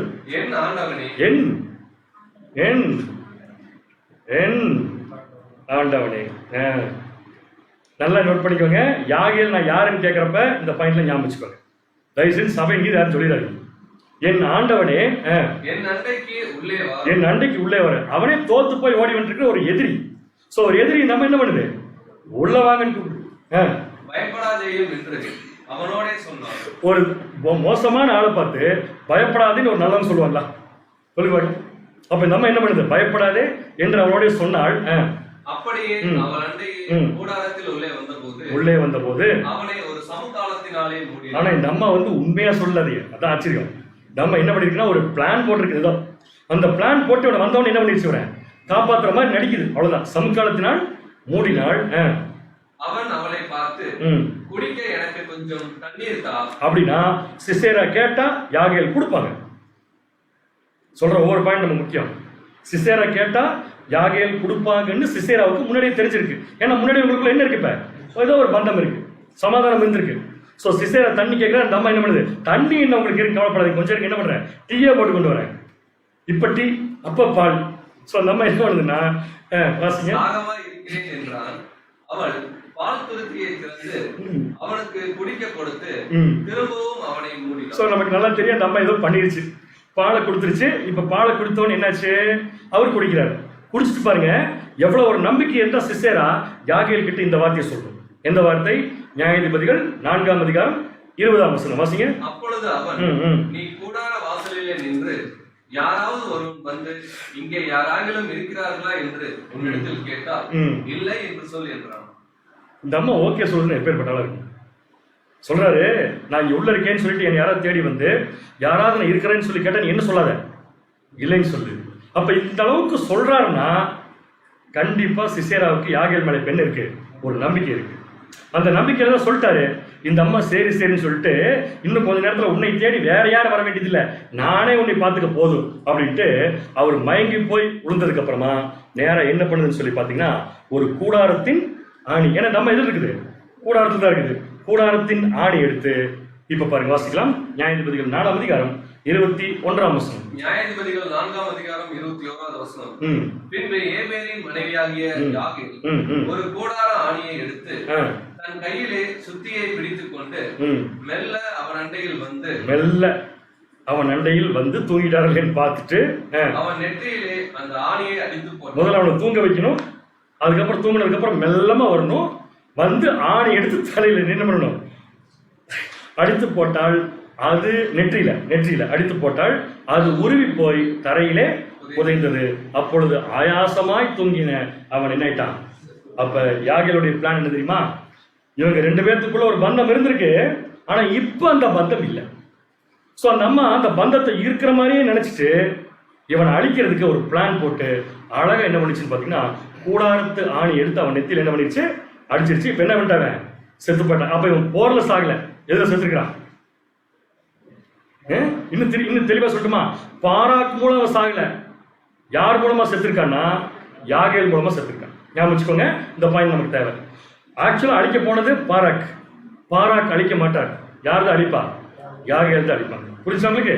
சோ இப்ப நெக்ஸ்ட் சீன்ல யார் வரா, பாராக் வராரு. எங்க மாங்கி ஒருத்தர் அந்த பக்கமா ஓடி வந்தானே, அவன் வீட்டுக்கு வந்தான் அப்படின்னு சொல்லி கேட்க வரப்பதான் அந்த அம்மா சொல்லுது, எங்க வீட்டுக்கு இல்லையே, வீட்டுக்குள்ளேயே வந்தான், நான் தான் அவனை பிடிச்சி உட்கார வச்சு என்ன பண்ண தெரியுமா அப்படின்னு சொல்லிட்டு நம்ம ஆரம்பிக்குது. வாசிங்க நியாயாதிபதிகள் 4ஆம் அதிகாரம் 22ஆம் வசனம். நியாயாதிபதிகள் 4ஆம் அதிகாரம் 22வது வசனம் முதல். பின்பு சிசேராவை தொடருகிற பாராக் வந்தான். அப்பொழுது யாகேல் வெளியே அவனுக்கு எதிர்கொண்டு போய், வாரும், நீர் தேடுகிற மனுஷனை உனக்கு காண்பிப்பேன் என்று சொன்னான். அவன் இடத்திற்கு வந்தபோது இதோ சிசேரா செத்து கிடந்தான். வந்து பார்க்கும்போது சிசேரா செத்து கிடந்தான், ஆணி அவன் நெற்றியில் அடித்திருந்தது. சோ ஆணி அடிச்சாச்சு. அப்புறம் இப்படி தேவன் அந்நாளிலே கானானியரின் ராஜாவாகிய யாபீனை இஸ்ரவேல் புத்திரருக்கு முன்பாக தாழ்த்தினார். 20 வருஷம் தேவனை ஒப்பு கொடுத்தார். இஸ்ரவேல் ஜனங்கள் சரியான உடனே தெபோராள் மூலம் தேவனே இந்த யாபீனை இஸ்ரவேலுக்கு முன்பாக என்ன பண்றாரு, தாழ்த்துறார். அடுத்த வருஷம் எப்படி வரும், மீண்டும் இஸ்ரவேல் புத்திரர் திரும்பவும் அவர் கர்த்தருடைய பார்வைக்கு பொல்லாப்பான சேரும்போது இதே மாதிரி வேற ஒருத்தர் வருவாங்க. இதான் அவங்க வாழ்க்கையில் தொடர்ந்து நடந்துட்டு இருக்கும். பட் இந்த சம்பவத்துல இப்ப சிசேரா செத்து போயிட்டான். அதுக்கப்புறமா இந்த குரூப் இஸ்ரேல் மேல படையெடுத்து வரல, ஆனா பலத்து கொண்டே இருந்தார்கள். வாசிக்கலாம் பாருங்க, நியாயாதிபதிகள் 4:24. இஸ்ரேல் புத்திரரின் கை கானானியரின் ராஜாவாகிய யாபீனை நிர்மூலமாக்கும் மட்டும் அவன் மேல் பலத்து கொண்டே இருக்கு. இன்னும் முழுசா அந்த குரூப் படையில யார் மட்டும் அழைச்சிருக்கா, சிசேரா இந்த தளபதி மட்டும் தான் என்ன இருக்கான்னா அழிஞ்சிருக்கிறான். இன்னும் யாபின் குரூப் என்ன ஆகல, அழியல. ஆனா அவங்களுக்கு எதிராக இவருடைய கை என்ன ஆயிடுச்சாமா, வளர்த்து கொண்டே இருந்துச்சு. அதுக்கப்புறம் என்ன நடந்துச்சுங்கிறது இப்ப நமக்கு சப்ஜெக்ட்ல தேவையில்லை. ஏன்னா இவங்க 2 பேரும் போட்ட பிளான் சக்சஸ். இப்ப யார் 2 பேரும், தெபோராளும் பாராக்கும் போட்ட plan very very very success. So Israel ஜனங்கள் தேவனுக்கு முன்பாக ரொம்ப சந்தோஷமா மறுபடியும் வாழ்க்கையை துவங்கி வாழ ஆரம்பித்தார்கள். சப்ஜெக்ட் இதோட முடிச்சது. சரிங்களா, ரைட். இப்போ இந்த சப்ஜெக்டை நம்ம எதுக்கு பார்த்தோம் உங்களுக்கு எல்லாருக்குமே தெரியும், அது திருப்பி சொல்ல வேண்டிய அவசியம் இல்லை. 4 முக்கியமான கேரக்டர்ஸ் இப்போ நம்ம பார்த்துருக்கோம். இந்த 4 கேரக்டர் யாருன்னு கண்டுபிடிச்சிட்டா சப்ஜெக்ட் வரும். ஓகே, நான் யுத்தத்தை பற்றி அதிகமாக பேசல, யுத்தத்துக்கு போன நபர்கள் அவருடைய பிஹேவியர் அதை தான் பார்த்தோம். கரெக்டா? இப்போ நான் திருப்பி கேட்குறேன், என்னென்ன கேரக்டர்லாம் நம்ம பார்த்தோம். இப்போ இந்த பிக்சரில் உங்களுக்கு இப்படி தான் வரும், இனிமேல் இப்படி தான் வரும். இதை வச்சு நீங்கள் யாருன்னு சொல்லணும். நீங்கள் இது யாரு, இதோட சந்தேகம் இல்லையா, யாகேல் கிடையாது இல்ல, இது யாருங்க, தெபோரா. இப்படி போட்டா நீங்க யாரும் சொல்லணும். அடுத்தது நெக்ஸ்ட், இது யாரு, பாராக். கரெக்ட், பாராக் இப்படிதான் திரும்பி நிற்பார் இந்த சப்ஜெக்ட் போறா. ஓகே, நான் அப்படித்தான் கிடைச்சது பிக்சர், பாராக். இது யாரு, சிசேரா. எப்படி சொல்றோம், அவர் தான் சண்டைக்கு போறார், அதனால சிசேரா. ஓகே, அடுத்தது இன்னொரு முக்கியமான ஆளு யாகேல். ஸோ இந்த 4 கேரக்டர் தான் இந்த சப்ஜெக்ட்ல ரொம்ப ரொம்ப முக்கியமான கேரக்டர். ரொம்ப சிம்பிள், யார் யாருக்கு அடையாளம் அப்படின்னு பார்த்தலாமா. அதுக்கு முன்னாடி இன்னொரு கேள்வி, ஜெனரலா கேட்கிற கேள்வி வழக்கம் போல கேட்டுறேன். இந்த 4 கேரக்டரும் நம்முடைய வாழ்க்கையோட சம்பந்தப்பட்டவங்க. இதை ஒத்துக்கிறீங்களா?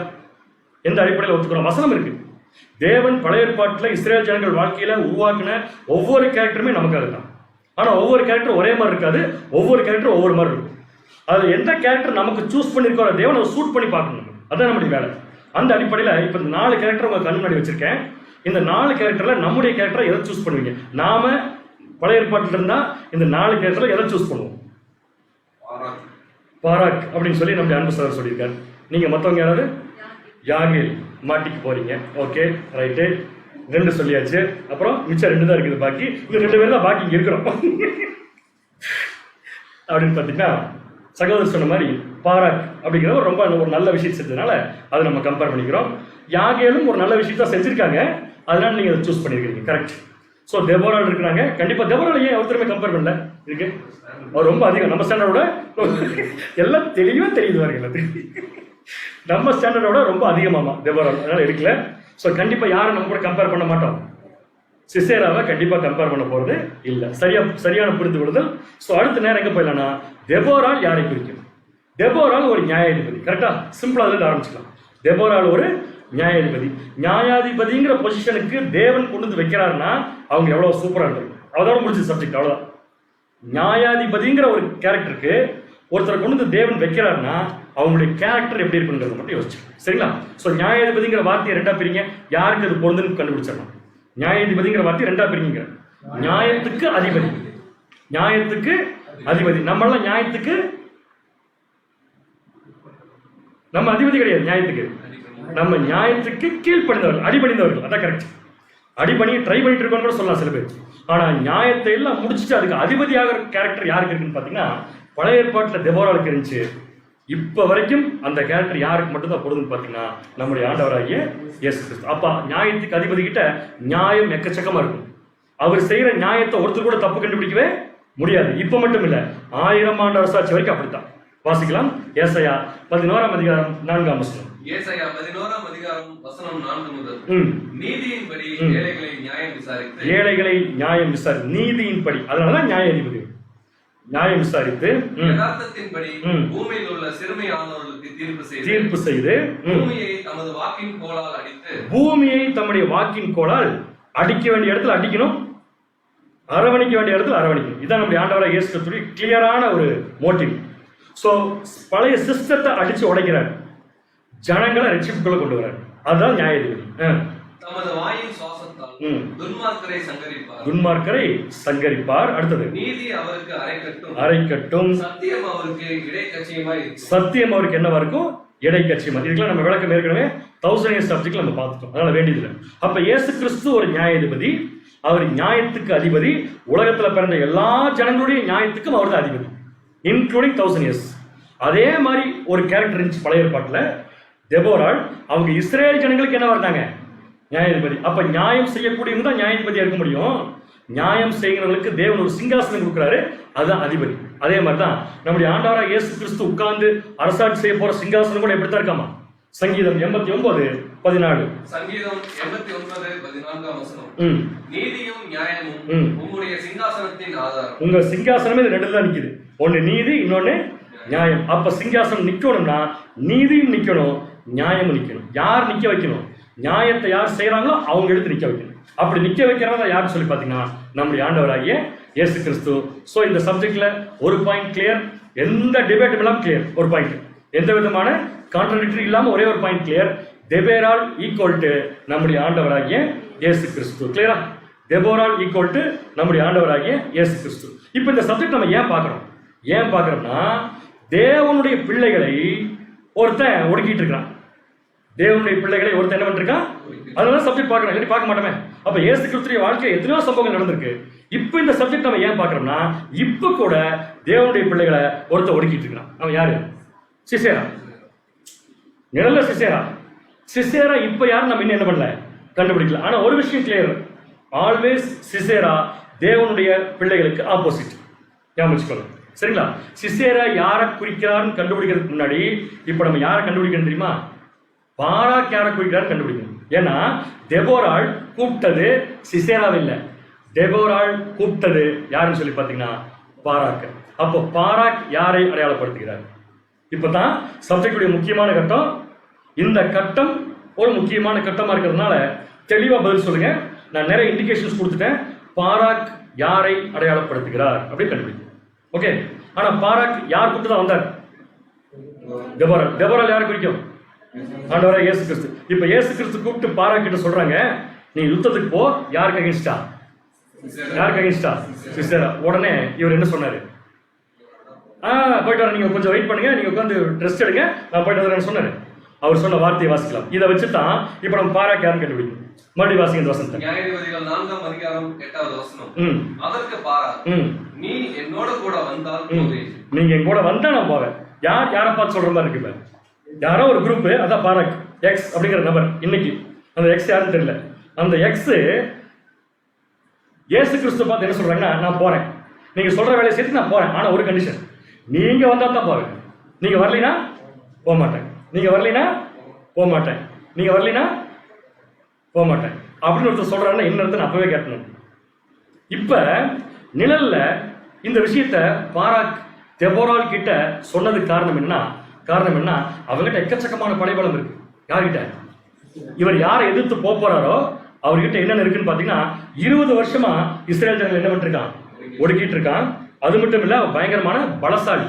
அவங்ககிட்ட சேனை இருக்கு, அவங்ககிட்ட ரதம் இருக்கு. அது மட்டும் இல்ல, இஸ்ரேல் ஜனங்களுக்கு அவன் என்னவா இருக்கான்? எதிரி. சோ ஒரு எதிரியை ஒரு யுத்தத்துல ஃபேஸ் பண்ண போக சொன்னாலும் பாராக், அது இயேசு கிறிஸ்துவே சொன்னாலும் பாராக் அப்படிங்கிற குரூப் என்ன சொல்றாங்கன்னா, போகிறதுக்கு நாங்க தயார், ஆனா நீங்க கூட வந்தா தான் நாங்க போவோம். என்ன சொல்றாங்க? நீங்க கூட வந்தா தான் நாங்க போவோம். நீங்க கூட வந்தா தான் நாங்க போவோம்னு சொல்றது என்ன காரணத்துக்காக? எதிரி பலசாலி, எதிரி திறமசாலி, எதிரிகிட்ட எல்லாமே இருக்கு, ஜெயிச்சிருவோன்னு தெரியும், ஆனா நீங்க இருந்தா தான் ஜெயிப்போன்னு சொல்றான்னு என்னன்னா, போர்க்களத்துக்கு எங்கூட வாங்க, அங்க நீங்க என்ன சொல்றீங்களோ அதை அப்படியே கேட்கிறேன். நல்லா புரிச்சுக்கோங்க. போர்க்களத்துக்கு வாங்க, நீங்க என்ன சொல்றீங்களோ அதை கேட்டு நான் பயத்துல இது கேட்கல, பாராக்கு இது பயத்துல கேட்கல. பயத்துல கேட்டு இருந்தா போயும் தெபோரால் ஒரு சகோதரி போய் யாரா போர் கூட்டிட்டு போகலாம்.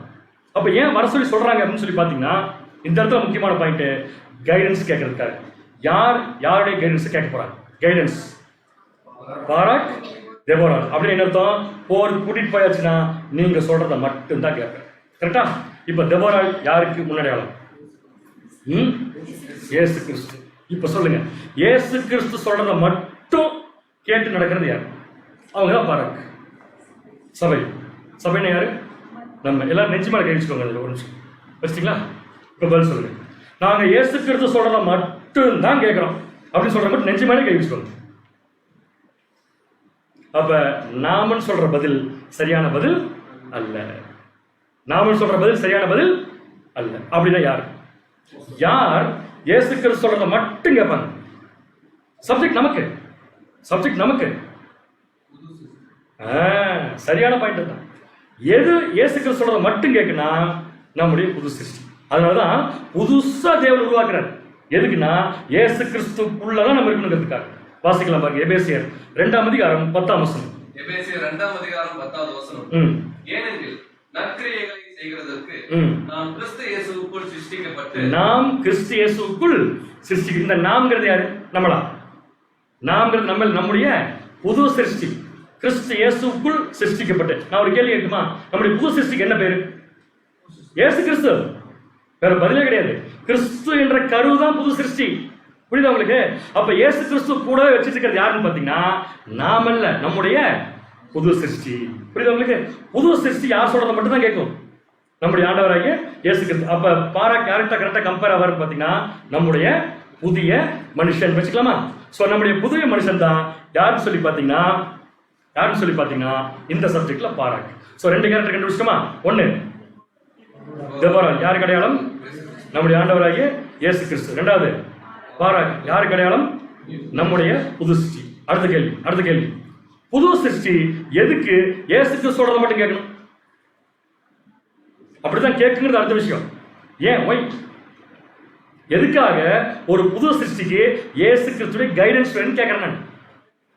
வளரணும். சரியான பாயிண்ட். எதுல வளரணும்? 2 விஷயத்துல வளரணும். ஒன்னு என்ன தெரியுங்களா? நாலேஜ். நான் சொல்ற நாலேஜ் உங்களுக்கு எது தெரியுதா? யாரோ ஒரு சகோதரோட சப்ஜெக்ட்ல எடுத்த மாதிரி ஞாபகம் எனக்கு. ஒரு புது சிருஷ்டிக்கு இருக்க வேண்டிய ஃபர்ஸ்ட் பிரில்லியண்டான கேரக்டர் டிசிஷன் மேக்கிங்.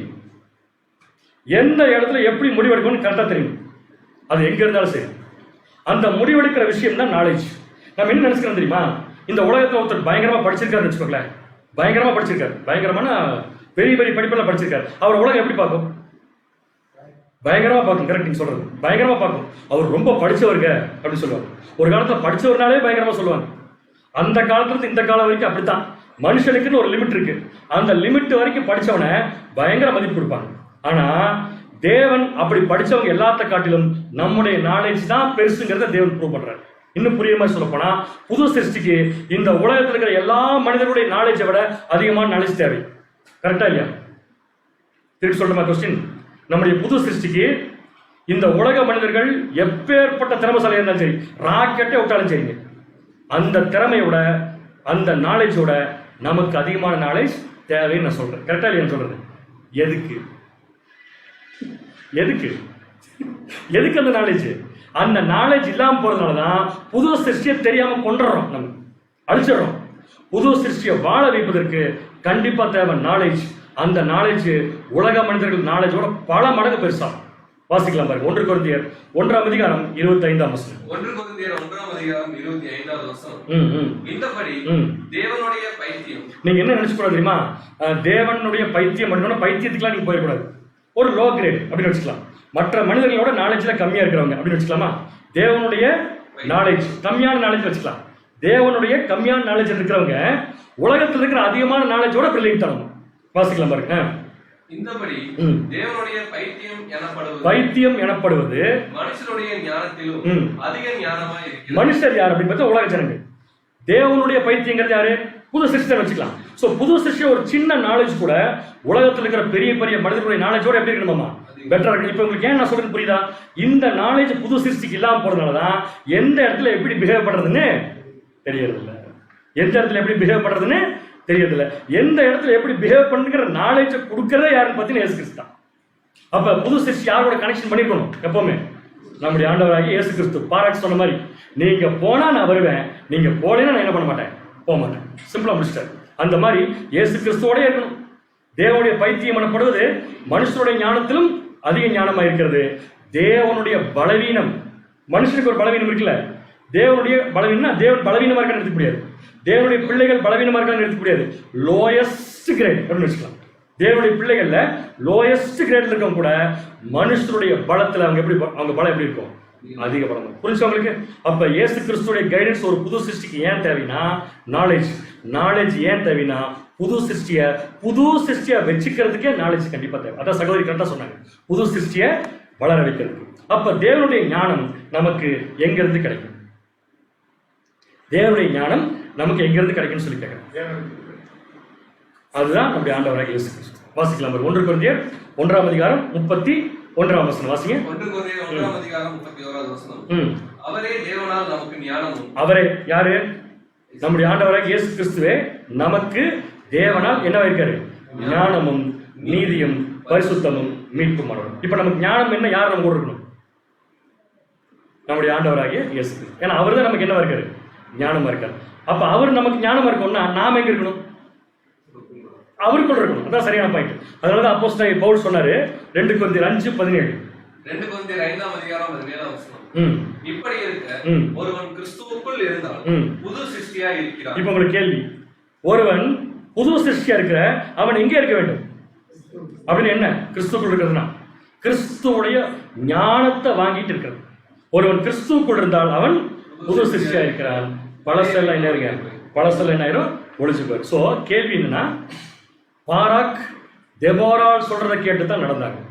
அதே மாதிரி நம்முடைய புது சிருஷ்டி நம்முடைய ஆண்டவராக இயேசு கிறிஸ்து சொல்றதா கேட்டு நடக்கணும். ஏன்னு கேட்டா அதுக்கு ஒரு காரணம், டு கெயின் நாலேஜ். உலக நாலேஜ் இல்ல, எப்படி பிஹேவ் பண்ணும், எப்படி புது சிருஷ்டியை வளர்த்துங்கிற நாலேஜ். ரெண்டாவது விஷயம் பவர். ரெண்டாவது விஷயம் பவர். என்ன பவர்? எதுல பவர்? ஒரு புது சிருஷ்டி எதுல பவரா இருக்கணும்? எதுல பவர்ஃபுல்லா இருக்கணும்? பவர்ஃபுல்லா இருக்கணுமா வேண்டாமா? புது சிருஷ்டி கண்டிப்பா பவர்ஃபுல். எதுல? வாசிக்கலாம். 2 கொரிந்தியர் 6ஆம் அதிகாரம் 7ஆம் வசனம். 2 கொரிந்தியர் 6ஆம் அதிகாரம் 7ஆவது வசனம். சத்திய வசனத்தில், அதான் முக்கியம். நமக்கு என்ன பலம் இருக்கணும்? சத்திய வசனத்திலும் திவ்ய பலத்திலும். என்ன பலமாமா? திவ்ய பலம். இதுக்கு விளக்க சொல்லாங்க. திவ்ய பலம்னா என்ன? முதல்ல திவ்யன்னா என்ன? திவ்ய தெய்வீக. சரியான பதில். அப்ப தெய்வீக பலம்னா என்ன அர்த்தம்? தேவனுடைய பவர் யாருக்கு இருக்கு? புது சிருஷ்டிக்கு இருக்கு. அந்த புது சிருஷ்டிக்கு தேவனுடைய பவர் வேணும்னா அது யார் கூடவே தான் இருக்கணும் எப்பவுமே, நம்முடைய ஆண்டவராகிய இயேசு கிறிஸ்து. இந்த பவர் இயேசு கிறிஸ்து கிட்ட இருந்துச்சு. பூமியில வந்து முதலாம் வருகையில் வந்தப்ப வாசிக்கலாம் பாருங்க. மத்தேயு 13ஆம் அதிகாரம் 54ஆம் வசனம். மத்தேயு 13ஆம் அதிகாரம் 54ஆம் வசனம்.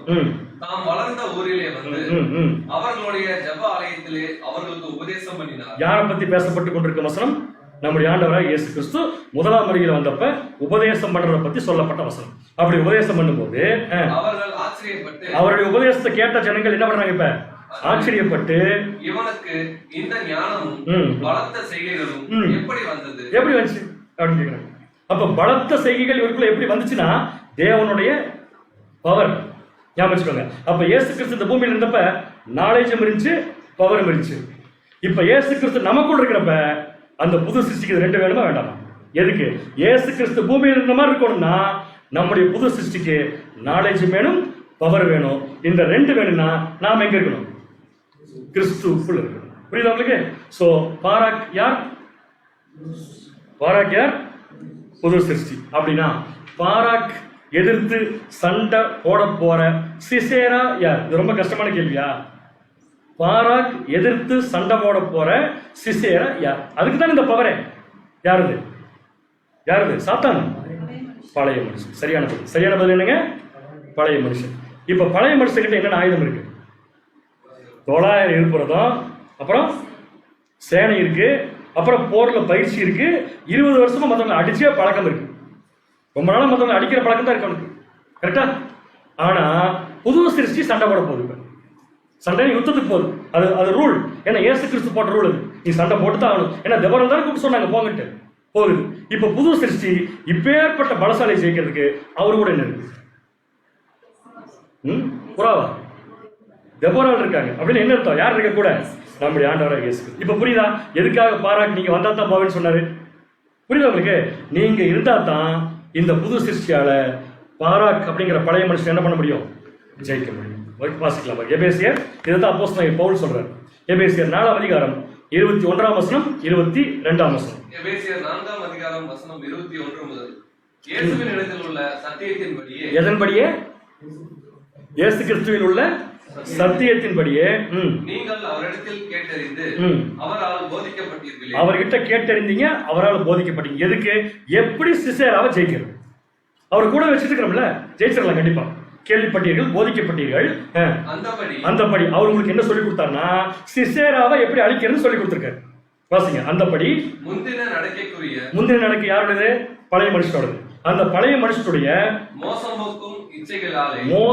போக்கும் இச்சைகளாலே கெட்டு போகிற பழைய மனுஷனை கலைந்து போட்டு. பழைய மனுஷனை என்ன பண்ணிருங்க? கலைந்து போட்டு. இப்ப கிளியரா புரிஞ்ச சப்ஜெக்ட்ல பாயிண்ட். இப்ப எங்க நிக்கிறோம்னா யுத்தத்துக்கு புது சிருஷ்டி பழைய மனுஷன் எதிர்க்கிறதுக்கு என்ன ஆயிடுச்சு? இப்ப ரெடி ஆயிடுச்சு. பழைய மனுஷங்கிட்ட இருக்கிற எல்லா ரதம் சேனையும் ஒரு பக்கம், புதிய சிருஷ்டி கிட்ட இருக்கிறது யாருன்னு பாத்தீங்கன்னா இயேசு கிறிஸ்துடைய கைடன்ஸ். அது மட்டும் தான் சரியான பாயிண்ட். இயேசு கிறிஸ்துடைய கைடன்ஸ். சோ அந்த கைடன்ஸை நம்பி இப்ப புது சிருஷ்டி போகுது. அப்படி போறப்ப புது சிருஷ்டிய போறப்ப தெபோரால் கூட யாரை கூட்டிட்டு போக சொன்னாங்க? ஞாபகப்படுத்திக்கணும் கரெக்டா. கூட யாரை கூட்டிட்டு போக சொன்னாங்க? அப்படியே போக சொன்னாங்களா? தெபோரால் பாராக்க போகும்போது ஒரு கண்டிஷன் போட்டாங்க. யாரை கூட்டிட்டு போக சொன்னாங்க? இதுக்கு மேல கேள்வி கேட்க வேண்டிய அவசியம் இல்லை, டக்குன்னு சொல்லிடுங்க. யாரை கூட கூட்டிட்டு போக சொன்னாங்க? 2 குரூப் கூட்டிட்டு போக சொன்னாங்க. அந்த 2 குரூப் எனக்கு வாசிக்கலாமா? நியாயாதிபதிகள் 4ஆம் அதிகாரம் 6ஆம் வசனம். நியாயாதிபதிகள் 4ஆம் அதிகாரம் 6வது வசனம். அவள் நப்தலியில் உள்ள கேதேசில் இருக்கிற அபினதாமின் குமாரன் பாராக்கை வரவழைத்தார். யார் யார் வரணும்? நப்தலி கோத்திரத்துல ஒருத்தர் வரணும். அப்புறம் நீ நப்தலி புத்திரரிலும் செபுலோன் புத்திரரிலும் 10000 பேரை கூட்டிக் கொண்டு. அப்ப புது சிருஷ்டி பழைய மனுஷனுக்கு எதிரா செய்ய போற யுத்தத்துல இயேசு கிறிஸ்துவே சொல்றாரு 2 குரூப் கூட்டிப்போம். யார் இந்த 2 குரூப்? ஒன்னு நப்தலி, இன்னொன்னு செபுலோன். 2 பேர்த்த கூட்டிட்டு போனாங்க சொன்னாரு. அப்படின்னு என்ன அர்த்தம்னா இந்த 2 விஷயத்தோட தான் நீ சண்டைக்கு போன்னு சொல்றாரு. யாரை பார்த்து? புது சிருஷ்டி பார்த்து, பாராட்டு பார்த்து. அப்ப புது சிருஷ்டி பழைய மனுஷன் கூட யுத்தத்துக்கு போறப்ப 2 விஷயம் கூட இருக்கணும். ஒன்னு நப்தலி கூட இருக்கணும், இன்னொன்னு செபுலோன் கூட இருக்கணும். இப்ப கிறிஸ்துவின் சபை சப்ஜெக்ட் ஞாபகத்துக்கு வரணும் நமக்கு. இப்ப நம்முடைய புதிய சிருஷ்டி சொல்லுங்க. நப்தலிக்கு என்ன கேரக்டர், செபுலோனுக்கு என்ன கேரக்டர்? அவ்வளவுதான் சப்ஜெக்ட்ல கிளியரா புரிஞ்சுக்கலாம். நப்தலி ஈக்குவல் டு, நேற்று நான் செக் பண்ணி பார்த்தேன், சண்டே கிளாஸ் பசங்களை கூப்பிட்டு ஃபோன் பண்ணி கேட்டு பார்த்தேன், டக்குன்னு சொல்றாங்கன்னு பார்க்கலான்ட்டு. ஆச்சரியம், எல்லா சண்டே கிளாஸ் பசங்களும் கரெக்டாக சொல்றாங்க. ஸோ மண்டே கிளாஸ் ஸ்டூடெண்ட்ஸ் எல்லாம், நப்தலினா என்ன கேரக்டர்? போராட்டம், கரெக்ட். செபுலோன்னா அதுதான் பிரதர் கொஞ்சம் இடிக்குது, வாசஸ்தலம், மறந்துடக்கூடாது. இப்போ சொல்லுங்க, புது சிருஷ்டி பழைய மனுஷனோட யுத்தம் பண்ண போறதுக்கு தயாரா இயேசு கிறிஸ்துவை கைடன்ஸ் போய் கேட்டா, இயேசு கிறிஸ்து சொல்றாரு, போர் செய்யும் போது உனக்கு 2 விஷயம் தேவை. ஒன்னு போராட்டம், இன்னொன்னு வாசஸ்தலம். அப்படி என்ன அர்த்தம்? நீ பழைய மனுஷனோட போராடும் போது உன் வாழ்க்கையில் ஏகப்பட்ட போராட்டம் வரும். அதை ஜெயிக்கிற பவர் உங்ககிட்ட இருக்கணும். புரியுதா? அடுத்தது செபுலோன், வாசஸ்தலம். அதுக்கு என்ன விளக்கம் நம்ம பார்த்திருப்போம் அப்படின்னா, எந்த டைம்லையும் நாம தேவன் வாசம் செய்யும் வாசஸ்தலமா இருக்கணும். பழைய மனுஷனோட, நேற்று சப்ஜெக்ட்ல சகோதரர் கருத்து தான், பழைய மனுஷனோட நம்ம சண்டைக்கு தான் போறோம். சண்டைக்கு போறோங்கிற பேர்ல, சண்டை போடுறோங்கிற பேர்ல, யுத்தம் பண்றோங்கிற பேர்ல நாம் தேவனுடைய வாசஸ்தலங்கிறத மறந்துட்டு சண்டை போடக்கூடாது. நம்முடைய பொறுமை, நம்முடைய கேரக்டர் எந்த காரணத்துக்கு என்ன பண்ணிக்கூடாது, விட்டு கொடுத்துட்டு கூடாது. நம்ம போய் பேசுறோம்னு சொல்லி ஒரு விஷயத்த பேசி அந்த விஷயம் நம்முடைய கேரக்டரை குலைக்கக்கூடிய விஷயமா இருக்கக்கூடாது. நம்ம என்ன செஞ்சாலும் நம்ம செய்யற விஷயத்த பார்க்கிற மற்ற ஜனங்கள் என்ன சொல்லணும்னா, இவர் செபுலோன்னு சொல்லணும், இவரு செபுலோன்னு சொல்லணும். அப்படி என்ன அர்த்தம்? இவர் தாங்க தேவன் வாசம் செய்யும் வாசஸ்தலம் அப்படிங்கிறத கரெக்டா சொல்லக்கூடிய ஒரு காலகட்டத்துக்கு நம்ம இருக்கோம். புரியுதா உங்களுக்கு? ஸோ சப்ஜெக்ட்ல இப்போ எந்த பாயிண்ட் வரைக்கும் வந்துட்டோம்? தெபோரால் யாருக்கு அடையாளம்? ஆண்டவராக இயேசு கிறிஸ்து. அடுத்தது பாராக் யாருக்கு அடையாளம்? நம்முடைய புது சிருஷ்டி. அடுத்த கேள்வி சிசேரா யாருக்கு அடையாளம்? நம்முடைய பழைய மனுஷன். புரியுதா உங்களுக்கு? ஸோ இப்ப யுத்தம் ஸ்டார்ட் ஆக போகுது. யாருக்கும் யுத்தம் ஸ்டார்ட் ஆக போகுது? பழைய மனுஷனுக்கும் புது சிருஷ்டிக்கும் ஒரு யுத்தம். இதை சொன்னது யார் யுத்தம் பண்ண சொல்லி? தெபோரால் யாருக்கு அடையாளம்? நம்முடைய ஆண்டவராகிய இயேசு கிறிஸ்து அடையாளம். ஸோ சண்டை போட போறாங்க. அப்படி சண்டை போட போகும்போது சண்டை போட வேண்டிய, யுத்தம் பண்ண வேண்டிய எதிரிய ஜெயிப்பதற்கு எல்லா கைடன்ஸும் யார்கிட்ட இருந்து வரும்?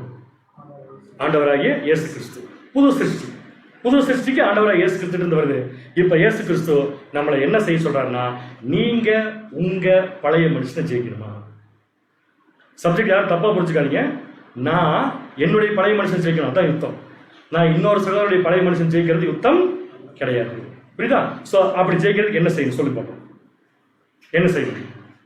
என்ன செய்யணும்னா, கொலேசியர் 3ஆம் அதிகாரம் 8ஆம் வசனம் வாசிங்க. கொலேசியர் 3ஆம் அதிகாரம் வசனத்தை ஒவ்வொரு வார்த்தையும் கரெக்டா கவனிங்க. இது ஏதாவது ஒரு கேரக்டர் நம்ம கிட்ட இருந்துச்சுன்னா நம்முடைய பழைய மனுஷன் தான் வேலை செய்து இருப்பார். இப்ப கூட்டணிக்குள்ள போறோம். அடுத்தது நம்ம கவனிங்க, கொலேசியர் 3:8.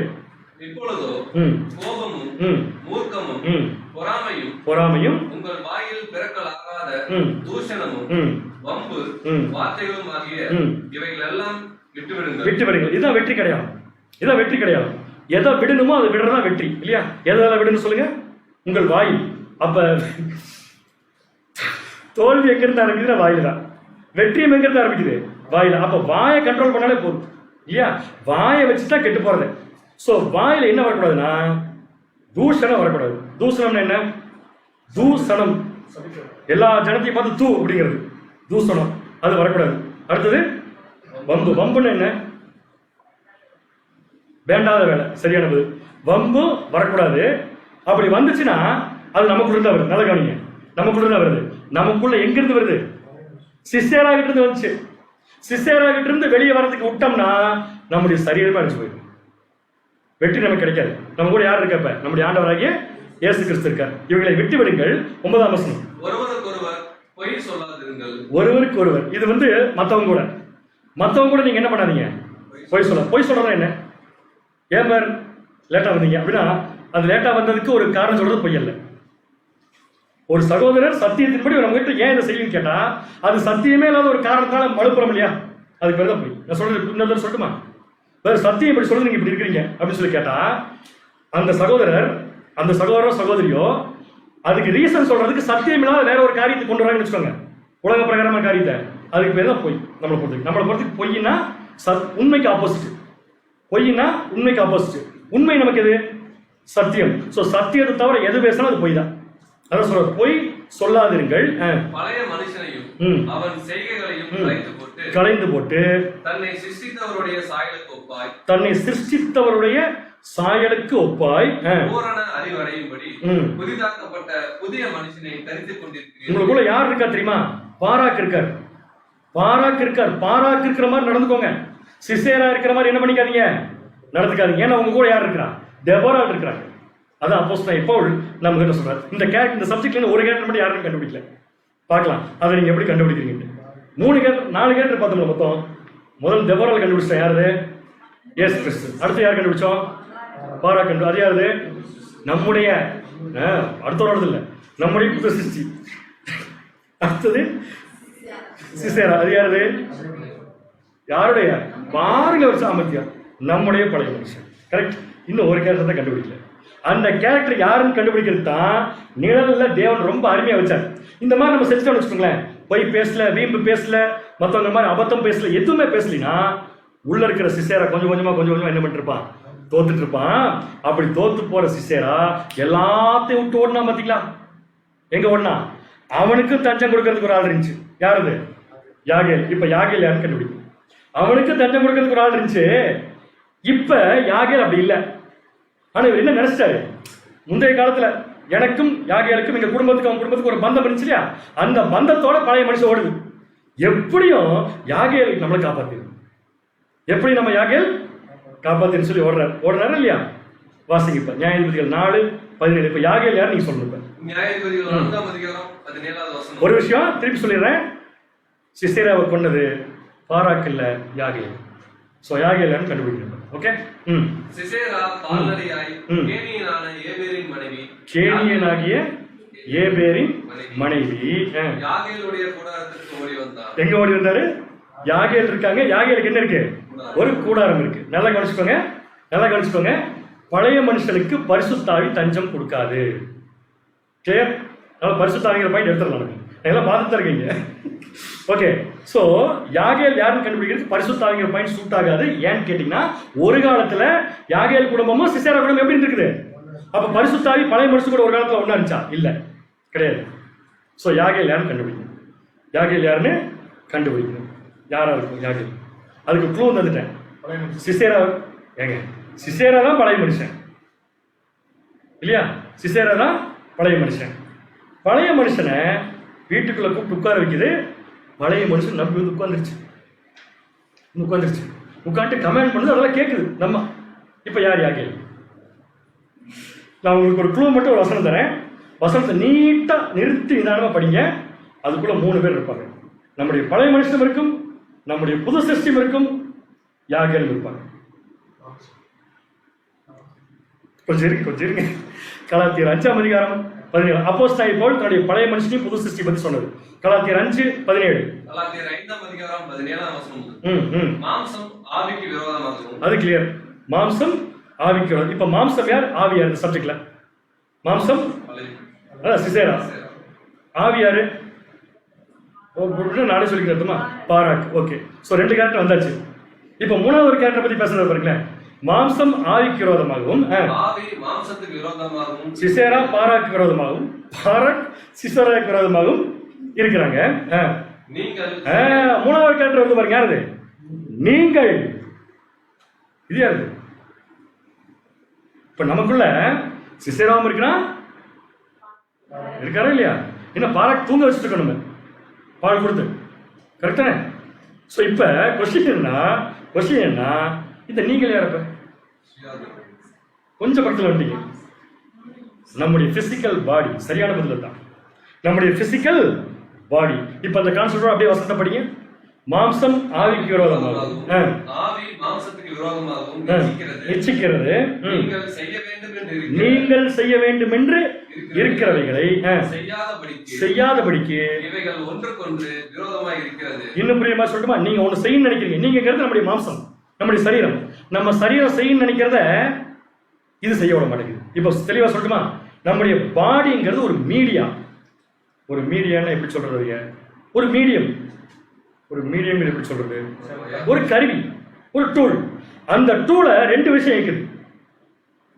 அந்த கருவியை 2 விஷயம் இருக்குது.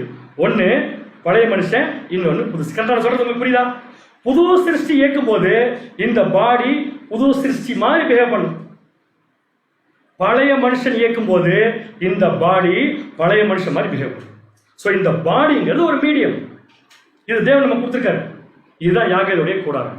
இந்த கூடாரத்துக்குள்ள இப்ப யார் வரா? மறுபடியும் பழைய மனுஷன் வரா. ஏன் வரா? பழைய பந்தம் இருக்கிறது நமக்கு. எப்ப ஒரு காலத்துல சமாதானமா இருந்தோம், நீ அக்கிரமம் பண்ண நான் அக்கிரமம் பண்றப்ப நேரம் ஒன்னத்தான் இருந்தோம்னு சொல்லிட்டு பழைய மனுஷன் இப்ப நேரம் எங்க வரான்னா யாகேலுடைய கூடாரத்துக்கு வருகிறான். நம்மெல்லாம் இதுக்கு முன்னாடி நம்முடைய பாடியில சிஸ்டரா உள்ள விட்டதே இல்லை இல்லையா? உள்ள விட்டதே இல்லை. அப்போஸ்தலன் பவுலே சொல்றாரு, கொலேசியர் 3ஆம் அதிகாரம் 5ஆம் வசனம். கொலேசியர் 3ஆம் அதிகாரம் 5வது வசனம் முதல். ஆகையால் விபச்சாரம், அசுத்தம், மோகம், துர்ரீட்சை, விக்கிரக ஆராதனையான பொருளாசை ஆகிய இவைகளை பூமியில் உண்டு பண்ணுகிற உங்கள் அவயங்களை அழித்து போடுங்கள். நல்லா கவனிங்க. வசனம் அப்படியே பார்த்துட்டு ரைட் சைட்ல பாத்தீங்கன்னா 2 பிக்சர் இருக்கா? ஒன்னு யாகேலுடைய பிக்சர், இன்னொன்னு சிசேராவுடைய பிக்சர். யாகேல் யாருக்கு அடையாளம் சொன்னேன்? நம்முடைய பிசிக்கல் பாடி. சிசேரா யாருக்கு அடையாளம்? இந்த 2 பேரும் கூட்டணி போட்டா என்ன ஆகும்? 2 பேரும் கூட்டணி போட்டா என்ன கேட்டேன். புதுசிச்சு வெளியே போயிடும். கரெக்ட். என்ன ஆகுன்னா இதெல்லாம் நடக்கும். இதெல்லாம் மோகம், துர்ரிச்சை, விக்கிரக ஆராதனை, இதெல்லாம் நம்ம கூட என்ன பண்ணுவோம்? வெளியே. இப்போ ஒரு சகோதரன் இருந்தா சகோதரிகிட்டயோ இந்த மாதிரி காரியங்கள் வெளியே வருதுன்னா அலைன்ஸ் போட்டாச்சுன்னு அர்த்தம். யார் யாரு? நம்முடைய பிசிக்கல் பாடியும் நம்முடைய பழைய மனுஷனுக்கு என்ன போட்டாச்சு? அலைன்ஸ் போட்டாச்சு. போட்டா என்ன வரும்? அசுத்தம் வரும். அப்போ ஒரு சகோதரனோ சகோதரி அசிங்கமா பிஹேவ் பண்றாங்கன்னா உள்ள என்ன வேலை செய்யுதுன்னு அர்த்தம்? உள்ள கூட்டணி போட்டாச்சு அர்த்தம். எது கூட்டணி போச்சு? பழைய மனுஷன் உள்ள இருந்து தூண்டுறான், நீ இப்படி பண்ணு, நீ இப்படி செய் அப்படின்னு சொல்றப்ப இந்த பாடி அதுக்கு இடம் கொடுத்துச்சுன்னா அவன் சொல்றதை கேட்டு செய்யல. வெளியே பாக்குறவங்க என்ன சொல்லுவாங்க? பழைய மனுஷன் செய்ய சொல்லுவாங்க. பழைய மனுஷன் செய்ய சொல்லுவாங்க. இந்த பாடி தான் செய்யுது, நீ தான் செய்யணும். புரியுது உங்களுக்கு? இதன் கொலேசியர் 3ஆம் அதிகாரம் 6ஆம் வசனம் வாசிங்க. இவைகளின் பொருட்டு கீழ்ப்படியாமையின் பிள்ளைகள் மேல் தேவ கோபாக்கினை வரும். இதனாலதான் தேவ கோபாக்கினை தேவனுடைய பிள்ளைகள் மேல வருது. நீங்களும் இதான் சப்ஜெக்ட். பழைய கூட்டணி எது? பழைய மனுஷனும் யாகேலுடைய பழைய கூட்டணி இருந்துச்சு, இப்போ வருது. இப்ப அதை எப்படி பவுல் சொல்றாருன்னா, நீங்களும் முற்காலத்தில்னா முற்பிதாக்கள் காலத்தில், பிஃபோர் பேப்டிசம் வச்சுக்கலாம். பிஃபோர் பேப்டிசம் மட்டுமா? சரி விடுங்க. முற்காலத்தில் அவர்களுக்குள்ளே சஞ்சரித்த போது. அப்ப நம்ம முற்காலத்தில் எங்கதான் இருக்கோம்? யாகேலுடைய கூடாரத்துக்குள்ள யார் இருந்தான்னு பாத்தீங்கன்னா இந்த பழைய மனுஷனுடைய செய்கைகள் இருந்துச்சு. அவனை உள்ள விட்டு உங்க பாடியோட கூட்டணி போட்டு அவைகளை செய்து கொண்டு வந்தீர்கள். கரெக்டா? ஒரு வழியா பேப்டிசம் எடுத்து என்ன பண்ணீங்க? அவனை ஒரு வழியா பேப்டிசம் எடுத்த பாரு, நானே தப்பா சொல்லிட்டு தயவுசெய்து மன்னிச்சுக்கணும். பேப்டிசம் எடுத்து ஒரு வழியா என்ன பண்ணிட்டீங்க? அவனை வெளியே வந்து விட்டீங்க. இப்ப புது மனுஷனை அவனை அடிக்கடி தொந்தரவு பண்றான். ஏசு கிறிஸ்து கூப்பிட்டு சொல்றான், அவனை என்ன பண்ணிருக்கீங்க? அழிச்சிருக்கிறப்ப நம்ம நம்முடைய கிரியைகள் மூலம் அவனை அழிக்கிறோம். அவன் மறுபடியும் என்ன பண்றான்னா நம்முடைய பாடியை கேப்சர் பண்றான். கேப்சர் பண்ணி நீ என்னையா ஜெயிக்கிற, உன் பாடியை வச்சு உன்னை என்ன பண்றேன்? கவுக்கிறேன்ட்டு. இப்ப நேரம் யாகேலுடைய கூடாரத்துக்கு யார் வந்தாச்சு? இப்ப அப்ப யாகேலுடைய கூடாரம் எதை குறிக்கும்? நம்முடைய பிசிக்கல் பாடி. இது நான் சொல்ல, அப்போஸ்தலன் பவுலே சொல்றார்.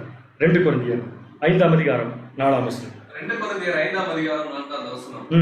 இந்த கூடாரத்தில் இருக்கிற நாம் பாரம் சுமந்து தவிக்கிறோம். எந்த கூடாரம்? மாம்சம் அப்படிங்கிற கூடாரம். புரியுதா உங்களுக்கு? இந்த கூடாரத்துல நம்ம பாரம் சுமந்து தவிக்கிறோம். ஏன்னா ஆல்வேஸ் இந்த கூடாரத்துக்குள்ள 2 பேருக்கு சண்டை. யாரு? மாம்சம், ஆவி. சப்ஜெக்ட் படி சொல்ல போனா சிசேரா, பாராக். அப்படி சண்டை நடக்கிறப்ப அந்த சண்டையில அப்போஸ்தலன் பவுல் சொல்லிட்டாரு, இந்த கூடாரத்தில் நான் பாரம் சுமந்து என்ன பண்றேன்? நான் தவிக்கிறேன். ஆனா கடைசியா சொல்லும் என்ன சொல்றாருன்னா முடிச்சிட்டேன்ட்டு. எப்படி முடிச்சாராமா? சும்மா முடிச்சேன்னு சொன்னாரு. முடிச்சிட்டேன்னு சொன்னவரு எப்படி முடிச்சேன்னு சொன்னார்னா பாசிங்க 2 தீமோத்தேயு 4ஆம் அதிகாரம் 6ஆம் வசனம். 2 தீமோத்தேயு 4ஆம் அதிகாரம் 6வது வசனம். ஏனென்றால் நான் இப்பொழுதே பானபலியாக வார்க்கப்பட போகிறேன். பானபலியாக வார்க்கப்பட போகிறேன். நான் தேகத்தை விட்டு பிரியும் காலம் வந்தது. எதை விட்டு பிரியும் காலம் வந்தது? என்னுடைய தேகம். அப்ப தேகம் ஒன்று இருக்குல்ல, பாடி, அதை விட்டு பிரியும் காலம் வந்தது. ஆனா இந்த தேகத்துக்குள்ள இருக்கிறப்ப நல்ல போராட்டத்தை போராடி, தேகத்துக்குள்ள இருக்கிறப்ப எந்த போராட்டம் போறான்னு? என்ன போராட்டம்? தேகத்துக்குள்ள 2 பேருக்கு இடையில போராட்டம். ஒண்ணு சிசேரா, இன்னொன்னு பாராக். நம்முடைய பழைய மனுஷன் புது சிருஷ்டி, பயங்கரமான போராட்டங்க. அந்த போராட்டத்துல நான் புதிய மனுஷன் சொன்னதை கேட்டு என் பழைய மனுஷனை கொன்னுட்டேன்.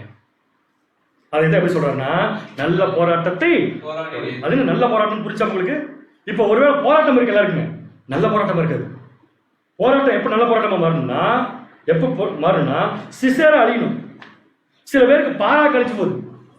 பாரா கழிவு இந்த மாதிரி சொல்ல முடியுமா? நல்ல போராட்டத்தை போராடினு சொல்ல முடியாது. போராடினேன் முடியல அப்படிதான் சொல்ல முடியும். ஆனா பவுல் சொல்றாரு, நல்ல போராட்டத்தை போராடினேன், ஓட்டத்தை முடித்தேன். அப்ப முடித்தேன்னு யாரை முடிச்சிருக்காரு? இந்த பாடியை வச்சு பழைய மனுஷனை கொண்டிருக்காரு. இந்த பாடியை வச்சு பழைய மனுஷன் என்ன பண்ணிருக்காருங்க? கொண்டிருக்காரு. புரியுதா உங்களுக்கு? இது அவரே ஒரு தடவை சொன்னார் தெரியுமா? போராடுறப்பே சொன்னார் ஒரு தடவை. இது போராடி முடிச்சப்ப சொன்னது. போராடிட்டு இருக்கிற ஒரு தடவை சொன்னார். 2 பேருங்க என்னை போட்டு படாத கொடுத்துறாங்க. நானும் இதைத்தான் செய்யலாம்னு நினைக்கிறேன், அவருடைய பாடி இதைத்தான் செய்யலாம்னு நினைக்கிறேன். ஆனா அவன் இவன் செய்யற சொல்ல விட மாட்டேங்கிறான். இதை செஞ்சா அவர் விட மாட்டேங்கிறாரு. 2 பேரும் எனக்கு இப்படியே மாத்தி மாத்தி செய்யறாங்க. எனக்கோ எது கரெக்டுங்கிறத கடைசியா நான் புரிஞ்சுக்கிட்டேங்க. வாசிக்கலாம். ரோமர் 7ஆம் அதிகாரம் 18-19. ரோமர் 7ஆம் அதிகாரம் 18வது வசனம் முதல். அது எப்படி எனில், என்னிடத்தில், அதாவது என் மாம்சத்தில் நன்மை வாசமா இருக்கிறதில்லை என்று நான் அறிந்திருக்கிறேன். நன்மை வாசமா இல்லை என்று நான் என்ன பண்ணிருக்கேன்? அதெல்லாம் உங்களுக்கு தெரியும். அவர் டைரக்டா அப்படி சொல்றது காரணம் முன்னாடி நடந்த சம்பவங்கள். நன்மை வாசமா இல்லைன்னு நான் என்ன பண்ணிட்டேன்? கண்டுபிடிச்சிட்டேன். நன்மை செய்ய வேண்டும் என்கிற விருப்பம், அதான் புது சிருஷ்டியுடைய திங்கிங். நன்மை செய்ய வேண்டும் என்கிற விருப்பம் என்னங்கிறது யாரு? என் பாடி எங்கிட்ட இருக்குது. அது விருப்பம் இருக்கு. புது சிருஷ்டி சொல்ற செய்யறதுக்கு எனக்கு விருப்பம் இருக்கு. நன்மை செய்வதோ, ஆனா சிசேரா அவ்வளவு புத்தான். நன்மை செய்வதோ இவன் விட மாட்டேங்கிறான். புரியுதா உங்களுக்கு? இந்த போராட்டம் தேவனுடைய பிள்ளைகளுக்கு இருக்கா இல்லையா? இதுல எது ஜெயிக்குதோ அதுக்கு பாடி ஒத்துழைப்பு கொடுக்கும். எது ஜெயிக்குதோ அதுக்கு வேற வழி இல்லை. பாடி இது ஒரு ஊடகம், அவ்வளவுதான். இதுக்கெல்லாம் தனியா திங்கிக்கலாம் கிடையாது. இதுக்கு என்ன ஃபீட் பண்றோமோ அந்த மாதிரி செய்யும். அந்த மாதிரி அப்போஸ்தலனாகிய பவுல் நல்லதை ஃபீட் பண்ணாரு, சிசேராவை ஜெயிச்சார். நாம சிசேராவுக்கு ஃபீட் பண்ணோம்னா பாராட்டும் தோற்றுவாரு, இந்த சரீரமும் மண்ணோட மண்ணா போயிடும். வாசிங்க 7:19. ரோமர் 7:19. நான் விரும்புகிற நன்மையை செய்யாமல் விரும்பாத தீமையை செய்கிறேன். விரும்புகிற நன்மையை செய்யாமல் விரும்பாத தீமையை செய்கிறேன். எதுல? பாடியில. அப்ப எதை விரும்புறாரு? பாராக் சொல்றத. எதை விரும்புறதில்ல? சிசேரா சொல்றத. யார் செய்யறா? நான் தான் செய்யறேன். ஏன் செய்றீங்க? ஜெயிச்சிடறான். அவன் என்ன பண்ணணும்? தோற்கடிக்கணும். எப்படி தோற்கடிக்கணும்? ஆணி அடிக்கணும். புரிஞ்சா? எப்படி தோக்கணும்? ஆணி அடிக்கணும். இப்ப நான் உங்களுக்கு ஒரு உதாரணம் கொடுக்க போறேன். அப்போஸ்தலன் இப்போ ஒரு வசனம் பேசியிருக்காரு. அந்த வசனத்தின்படி நம்ம நடந்தா நமக்குள்ள இருக்கிற கூட்டணி என்ன? நமக்குள்ள உள்ள இருக்கிற கூட்டணி என்ன? அந்த வசனத்தின்படி நடக்க முடியலன்னா நமக்குள்ள எந்த கூட்டணி வேலை செய்யும்? பார்க்கலாமா? முதல்ல இந்த கூட்டணி பார்த்துருங்க. யார் யார் இருக்கா அந்த பிக்சர்ல? யாகு, சிசேரா. 2 ஒண்ணு சேர்ந்தா உருப்படுமா? உருப்படாது. அப்ப இந்த கூட்டணி வேலைக்கு ஆகாது. ஆனா அப்போஸ்தலன் இப்போ ஒரு வசனம் சொல்லியிருக்காரு. வாசிங்க பாரு. ரோமர் 12:2. ரோமர் 12ஆம் அதிகாரம் 2வது வசனம். நீங்கள் இந்த பிரபஞ்சத்துக்கு ஒத்த வேஷம் தெரியாமல். போதும். பிரபஞ்சம்னா உலகம். உலகத்துக்கு ஒத்த வேஷம் போடாதீங்க. அது ஒத்த வேஷம்,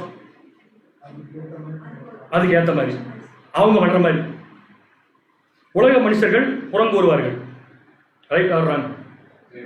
கூற மாட்டாங்க. நம்ம மட்டும் தான் பண்ணுவோம். நல்லாவே கூறுவாங்க. கரெக்ட். நம்ம ஆபீஸ்ல நம்ம கிட்ட ஒருத்தர் புறம் கூறுறாருன்னு வச்சுக்கோங்களேன், அது சகஜமாய் போயிடும்.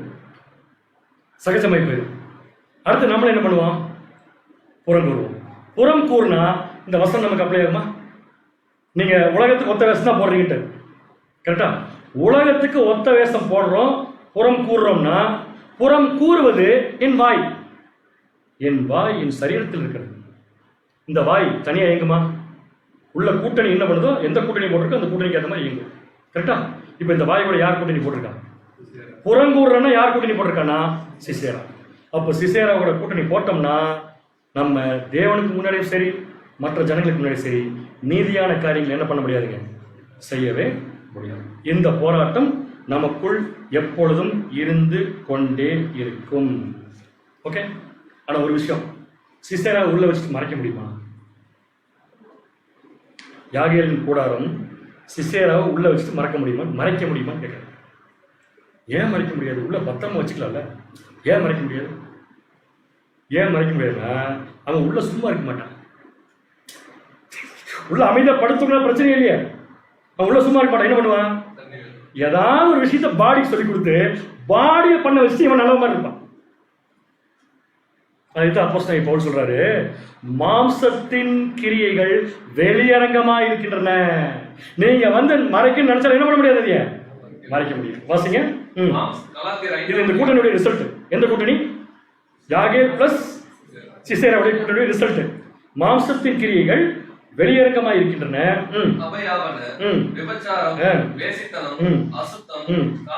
அந்த ஃபர்ஸ்ட் பாயிண்ட் நமக்கு வேண்டாம். அடுத்த பாயிண்ட் வரலாம். விக்கிரகாராதனை இருக்கா இல்லையா நம்ம கிட்ட? எவ்வளவு ஈஸியா தலையாட்ட ஆரம்பிச்சிட்டோம் பாத்தீங்களா? இப்பெல்லாம் உண்மைதான். ஒருத்தர் ரொம்ப பெருசா நினைக்கிறது, ஒருத்தர் ஒண்ணுமில்லை நினைக்கிறது. மற்றவர்கள் நம்மளை மதிக்கிறதுல நினைக்கிறது விக்கிரகாரம் தான். என்ன இவர் மதிக்கிறதே இல்லைங்க அப்படின்னு சொல்ற என்ன அர்த்தம்? நான் அவர்கிட்ட என்னமோ எதிர்பார்க்கறேன்னு அர்த்தம். அப்ப அவர் எனக்கு பெருசு. அது விக்கிரகாரம் தான். விக்கிரகாராதனை ஓகே, அதுக்கு விளக்க வேண்டாம். அடுத்தது பகைகள் இருக்கா இல்லையா? நமக்குள்ள இருக்கா இல்லையா? பகைகள் இருக்கு. பகைகள். அடுத்தது விரோதங்கள், வைராக்கியம். அது எப்படி? அவர் பேச முதல்ல என்கிட்ட, அப்புறம் நான் பேசுறேன். எல்லாம் ஒன்றும் செல்லுபடி ஆகாது. அப்படி ஒரு எண்ணம் நமக்குள்ள வருதுன்னா நம்முடைய பாடி தான் பிஹேவ் பண்ணுது. பாடி யார் சொல்லி கொடுக்குறா? சிசேரா, பழைய மனுஷன். கூட்டணி போட்டாச்சு, பழைய மனுஷன். கோபங்கள், இந்த பாயிண்ட் மட்டும் மார்க் பண்ணிருக்கேன். சண்டைகளை மட்டும். ஏன் தெரியுமா? எது இருக்கு இல்லைன்னு சொன்னாலும் சரி, கண்டிப்பா சண்டைகள் டெஃபினட்டா இருக்கு. நம்ம சண்டை போடுறதுனால என்ன அர்த்தம்? சண்டை போடுறதுனால என்ன தெரியுமா? கூட்டணி பலமா இருக்குன்னு அர்த்தம். என்ன கூட்டணி? சிசேராவும் யாகேலுடைய. நம்முடைய மாம்சமும் நம்முடைய பழைய மனுஷன் என்ன ஆச்சுக்கிட்ட ஒன்று சேர்ந்துச்சு. சரிங்களா? அப்ப பழைய மனுஷனும் சிசேராவும் யாகேலும் கூட்டணி போடாம இருந்தா சண்டை வராதா?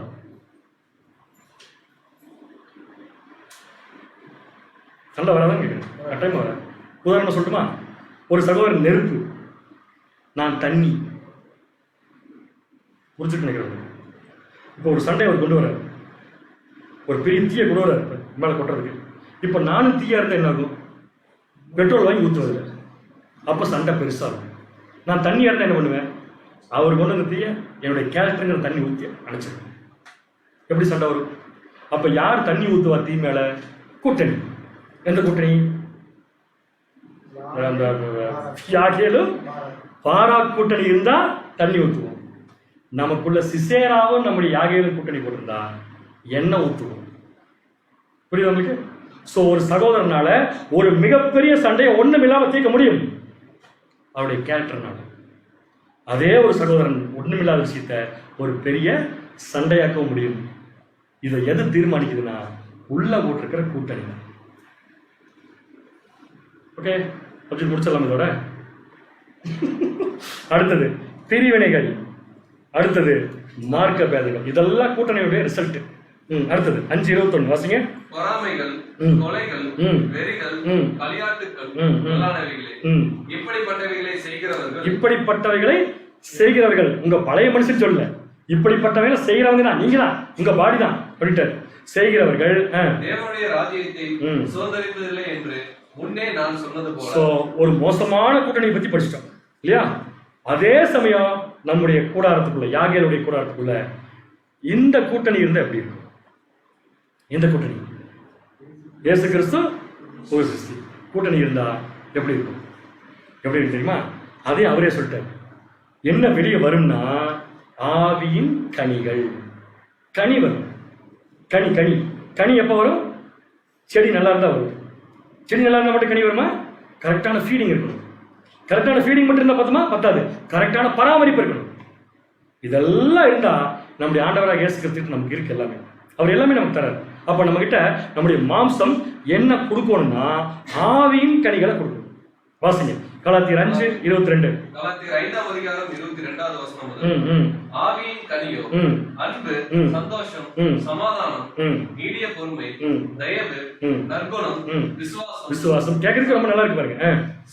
சாந்தம், இச்சையடக்கம், இப்படிப்பட்டவைகளுக்கு விரோதமான பிரமாணம் ஒன்றுமில்லை. இப்படிப்பட்டவைகளுக்கு விரோதமான பிரமாணம் ஒன்றுமில்லை. அப்படின்னா இது ஒரு பிரமாணம்ங்கிறார். இது ஒரு பிரமாணம். ஏன் பவுல் சொல்றாரு தெரியுமா? நியாய பிரமாணத்துடைய கம்ப்ளீட் கான்செப்டை நிறைவேற்றி முடிச்சிடலாம் இந்த கூட்டணி போட்டா. எந்த கூட்டணி?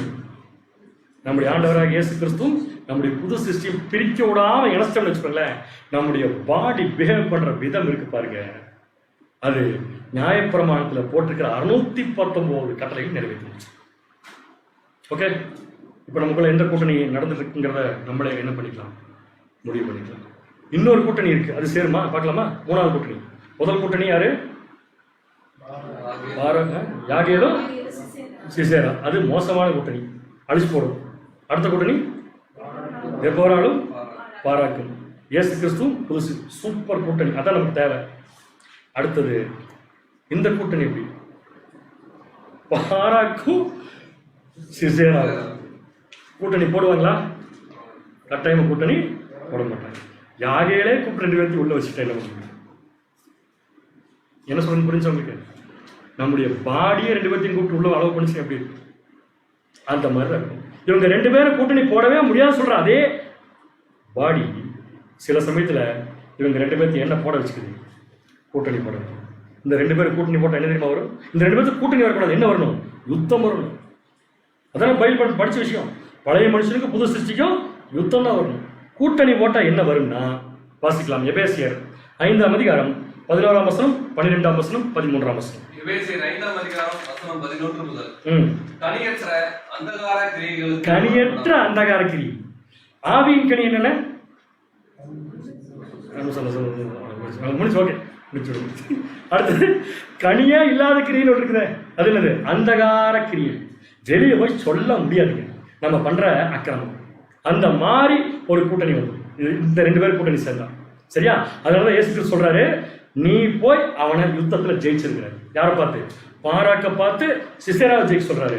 அதே மாதிரி நம்முடைய புது சிருஷ்டியை பார்த்து யாரை ஜெயிக்க சொல்றாரு? பழைய மனுஷனை ஜெயிக்க சொல்றாரு. கனியற்ற அந்தகார கிரியைகளுக்கு நீங்க என்ன பண்ணாதீங்க, உடன்படாமல் அவைகளை நீங்க என்ன பண்ணுங்க, கடிந்து கொள்ளுங்கள். அவைகளால் ஒளிப்பிடத்தில் செய்யப்படும் கிரியைகளுக்கு சொல்லுகிறதும் அவலட்சணமா இருக்கு. நீங்க பண்ற இந்த மோசமான கூட்டணியுடைய ரிசல்ட், நீங்க நல்ல கூட்டணி எப்ப செஞ்ச ரிசல்ட் எல்லாம் என்ன பண்ணிருது? தூக்கி சாப்பிட்டு. அவைகள் எல்லாம் கடிந்து கொள்ளப்பட்டு வெளிச்சத்தினால் வெளியரங்கமாகும். அன்பான சகோதர சகோதரிகளே, நம்மால இந்த பாடியில நடிக்க முடியாது. தேவனுடைய பிள்ளைகளுக்கு மட்டும் இந்த வார்த்தை பொருந்தும். மற்ற உலகத்தில் நடிப்பாங்க, நம்மளால நடிக்க முடியாது. உள்ள என்ன வேலை செய்திருக்கிறத தேவன் கிளியரா காமிச்சு கொடுத்துருவாங்க. அவை எல்லாம் கடிந்து கொள்ளப்பட்ட என்ன ஆகுது? அப்ப ஒருத்தர் மோசமா பிஹேவ் பண்றாரு என்ன புரிஞ்சுக்கலாம்? தேவன் அவருக்குள்ள என்ன இருக்குங்கிறத வெளியரங்கமாக்குறாருன்னு அர்த்தம். இப்ப நம்ம என்ன புரிஞ்சுக்கணும் தெரியுமா? அந்த சகோதரனை பக்குவமா, அந்த சகோதரிய பக்குவமா சொல்லி, எங்க சிசேரா உள்ள ஒர்க் பண்ணிட்டு இருக்கிறாங்க, நீங்க சிசேரா ஒர்க் பண்ண வைக்க வரல, சிசேரா என்ன பண்ண வச்சிருக்கீங்க, கொலை செய்ய வந்திருக்கிறீங்க அப்படின்னு சொல்லி அவங்களுக்கு கைடன்ஸ் கொடுத்து அதை சரி பண்ணி. அதுதான் புது சிருஷ்டியுடைய வேலை. கரெக்டான? இயேசு கிறிஸ்து தான் புது சிருஷ்டி. இயேசு கிறிஸ்து நமக்காக உயிர் கொடுத்தார்ல, நம்மளையும் மற்ற சகோதரர்களுக்காக உயிரை கொடுத்து சொல்லியிருக்காருல. எந்த உயிரை கொடுக்கறது? நமக்கு வச்சிருக்கிற உயிரியா? இல்ல, நம்முடைய வாழ்நாட்கள் அவங்களுக்காக கொடுக்குறது. அவங்க செய்யக்கூடிய அறியாமையால் செய்யக்கூடிய காரியங்களை நம்ம சரி செய்யும் போது தேவன் அந்த விஷயத்தை எப்படி பார்க்கறாருன்னா, நம்மளை கூட ஒரு கிறிஸ்தவ தான் பார்ப்பார். என் பையன் மாதிரியே நீங்களும் மற்றவங்களுக்கு போய் என்ன பண்றீங்க, அதே விஷயம் அப்படின்னு நமக்குள்ள எந்த கூட்டணி இருக்கு அப்படிங்கிறத நம்ம தான் என்ன பண்ணிக்கணும், தீர்மானிச்சுக்கணும். அவைகள்லாம் கடிந்து கொள்ளப்பட்டு வெளிச்சத்தினாலே என்னாங்க, வெளியரங்கமாகும். வெளியரங்கமாகிறதெல்லாம் எப்படி இருக்குதுங்க, வெளிச்சம். இன்னைக்கு பைபிள் இந்த விஷயம் வெளியே வந்ததுனால தான் இன்னைக்கு நமக்கு வெளிச்சமா இருக்கு. அது ஒரு சத்தியம் நமக்கு, இல்லையா? ரைட். இப்போ கொலை பண்ற ஸ்டேஜ்க்கு வந்துடலாம். இப்போ சிசேராவை கொள்ளணும். 3 சாய்ஸ். தெபோரால் கொள்ளலாம், பாராக் கொள்ளலாம், யாகேல் கொள்ளலாம். இந்த சப்ஜெக்ட்ல யார் சிசேராவை கொள்ளணும்? முதல்ல தெபோரால் யாருன்னு சொல்லிருக்கேன். இயேசு கிறிஸ்துவால பழைய மனுஷன் கொள்ள முடியுமா முடியாதா? முடியுமா முடியாது? முடியும். அடுத்தது பாராக்கால கொல்ல முடியுமா முடியாதா? முடியும். அதாவது நம்முடைய புதிய மனுஷனால பழைய மனுஷனை கொல்ல முடியும். ஆனா தேவன் யாரை வச்சுதான் கொல்ல வைப்பாருன்னா யாகேல வச்சுட்டான். யாகேல் யாருன்னு பார்த்தோம்? நம்முடைய பாடி. இப்ப நம்முடைய பாடி தான் நம்முடைய பழைய மனுஷன் அழிக்கும். Right or wrong? அப்படிதான் அழிச்சது. ஒரு வசனத்தை வாசிருங்க. நியாயாதிபதிகள் 4:21 மறுபடியும். நியாயாதிபதிகள் 4ஆம் அதிகாரம் 21வது வசனம். பின்பு ஏபேரின் மனைவியாகிய யாகேல் ஒரு கூடார ஆணியை எடுத்து தன் கையிலே சுத்தியை பிடித்து அவன் அண்டையில் வந்து மெல்ல பக்கத்துல போய் அவன் நெற்றியிலே என்ன பண்ணோம்? அதாவது என்ன தெரியுமா, அவனுக்கே தெரியாம அவனை கொல்றதுக்கு யாகேலால தான் முடியும். அதனாலதான் தேவன் இந்த சிசேராவை யாரை வச்சு கொல்ல வைக்க போறான்னு பாத்தீங்கன்னா யாகேல். இப்ப அப்படி சப்ஜெக்ட் வந்துடலாமா? இப்ப யாகேல் யாரை குறிக்கும்?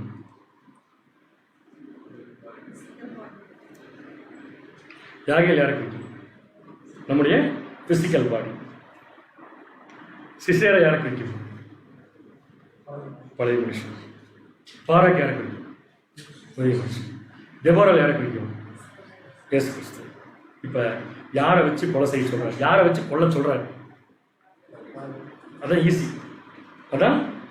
இப்ப யாகேல் எது? நம்முடைய மாம்சம். ஆணி அடிக்கணும் இல்லையா? ஆணி அடிச்சு கொள்ளணும். ஆணி அடிச்சாதான் கொள்ள முடியும்.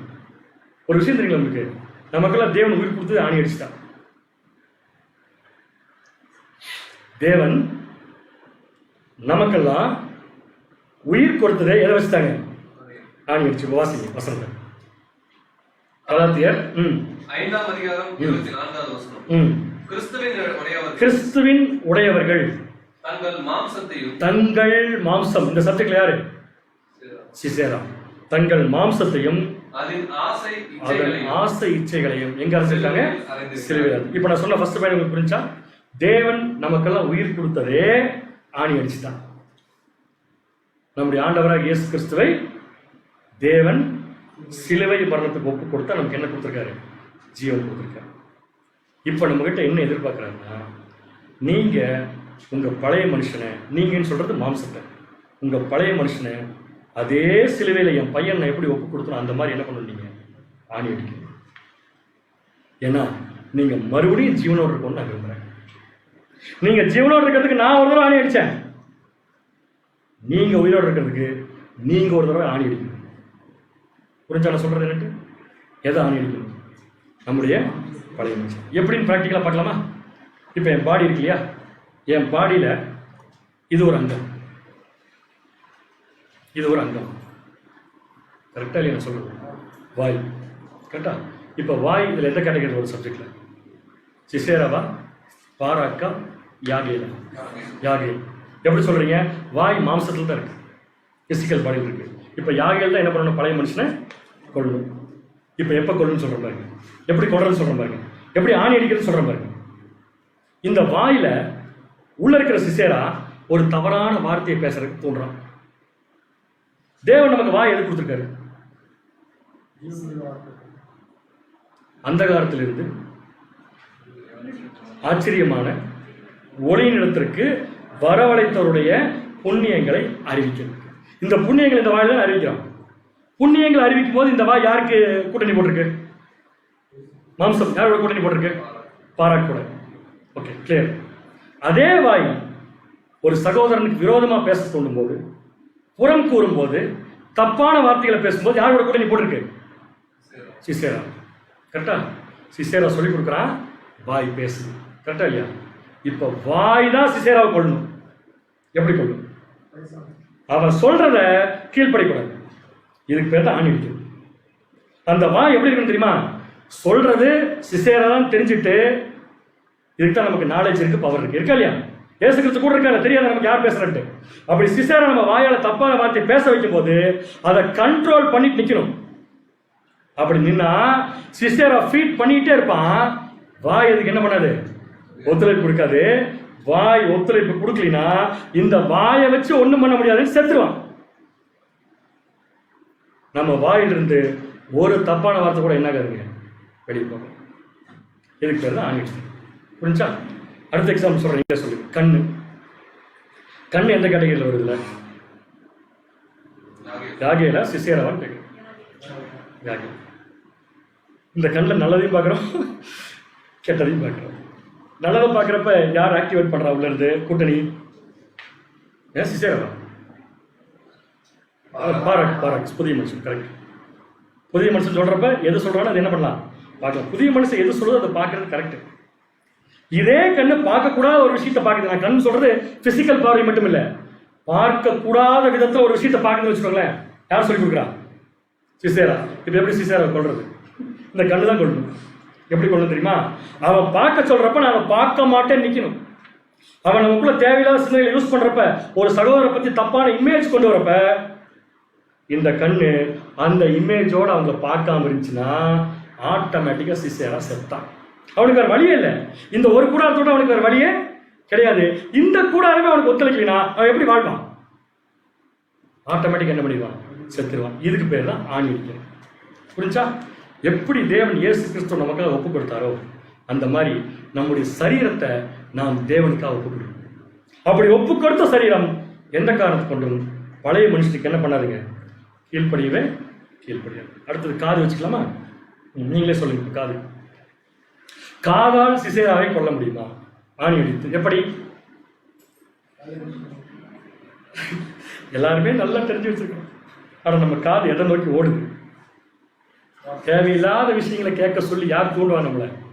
இன்னமும் இருக்கு அவங்க 2 பேருக்கு. நீ போய் கேளு, கேட்டா தான் நமக்கு ஒரு என்டர்டைன்மெண்ட் அப்படின்னு யார் தூண்டுவா? பாராக்கா, சிசேரா. நம்மளை அழிக்கிறதுக்கு அவனே பிளான் போடுறான் உள்ள உட்காந்து. நம்ம எப்படி பிளான் போடுறோம்னா அவன் சொல்ற எந்த விஷயத்தையும் கேட்கணும். நான் சொல்றது உங்களுக்கு புரிஞ்சா? சத்தியத்தை ஃபுல்லா தெரிஞ்சிருக்கோம். நமக்கு நாலேஜ் இருக்கு, பவர் இருக்கு. இயேசு கிறிஸ்து நம்ம கூடவே இருக்காரு. அதனாலதான் பாராக் சொன்னாரு, போறப்ப நான் தனியா போக மாட்டேன், யாரையும் கூட்டிட்டு தான் போவேன் உங்களை. இப்ப நம்ம கூட யார் இருக்கா? இயேசு கிறிஸ்து இருக்காரு. இயேசு கிறிஸ்து சொல்லுவாரு, கேட்காத. உடனே கேட்காம நின்னோம்னு வச்சுக்கோங்களேன், நம்ம ஒரு தப்பான விஷயத்தை கேட்காம வந்து நமக்கு தான் நல்லது. நம்முடைய பழைய மனுஷன் ஆட்டோமேட்டிக் என்ன பண்ண ஆரம்பிச்சிருங்க? அழிய ஆரம்பிச்சு. புரியுதா? இந்த கண்ணோ வாயோ காதோ போராடிச்சுன்னு வச்சுக்கோங்களேன், ஐயோ கேட்கணும் போலயும் இருக்கு, கேட்க வேண்டாம்னு இருக்குன்னு சொல்லி போராடிச்சுன்னா தோல்வி பாராக்கு தான் தவிர சிசேராவுக்கு. ஸோ ஆணி அடிக்கலாமா? நல்ல ஆணி அடிச்சவர் யார்? ரோமர் 7ஆம் அதிகாரம் 24, 23, 24, 25 வாசிங்க. ரோமர் 7ஆம் அதிகாரம் வசனம் 23வது வசனம் முதல். ஆகிலும் என் மனதின் பிரமாணத்துக்கு விரோதமாய் போராடுகிற வேறொரு பிரமாணத்தை என் அவயங்களில் இருக்க காண்கிறேன். அந்த அது என்ன பண்ணுதுன்னா நீங்க அது என் அவயங்களில் அவயவம்னா என்ன? யாகில் என் அவயவங்களில் உண்டாயிருக்கிற பாவ பிரமாணத்துக்கு என்ன பண்ணுது? நீ அரெஸ்ட் பண்ணி சொல்றாரு. இந்த சிசேரா என்னை அரெஸ்ட் பண்ணி வச்சிருக்கான், என் பாடியை அரெஸ்ட் பண்ணி வச்சிருக்கான். சொல்றமா இல்லையா? எனக்கு இதுதான் பிடிக்கும், இது எனக்கு பிடிக்காது, அரெஸ்ட் பண்ணி வச்சிருக்கான் உள்ள. அவன் அப்படி அரெஸ்ட் பண்ணி வச்சிருக்கான். யாருப்பா என்ன ரிலீஸ் பண்றதுன்னு கேக்குறாரு. வாசிங்க 25ஆம் வசனம். 24வது வசனம். நிர்பந்தமான மனுஷன் நான். முடியல என்னால. நிர்பந்தமான மனுஷன் நான். இந்த மரண சரீரத்தில் நின்று யார் என்னை விடுதலை ஆக்குவார்? நீங்க பதில் சொல்லுங்க. இப்ப இந்த மரண சரீரத்தில் நம்மளை யார் விடுதலை ஆக்குவா? தெபோராள். அதுக்கு அடுத்து தெபோராள் கூட நம்ம போட வேண்டிய கூட்டணி பாராக். இது போட்டா தான் நம்ம என்ன பண்ண முடியும்? விடுதலையாக்க முடியும். அடுத்தது ரோமர் 7:25. நம்முடைய கர்த்தராகிய இயேசு கிறிஸ்து மூலமாய் தேவனை ஸ்தோத்திரிக்கிறேன். நானே என் மனதினாலே தேவனுடைய நியாய பிரமாணத்திற்கும் மாம்சத்தினாலேயோ பாவ பிரமாணத்திற்கும் ஊழியம் செய்கிறேன். மாம்சத்துல பாவ பிரமாணத்துக்கு நான் என்ன பண்ணிருக்கேன்? ஊழியம் செஞ்சிருக்கேன். அதாவது எப்படி தெரியுமா இருக்கு? அவர் சொல்ற அவரை கரெக்ட் பண்ணிட்டாரு. ஆனா அவர் சொல்றாரு பாருங்க வெளிப்படையா அந்த விஷயத்த.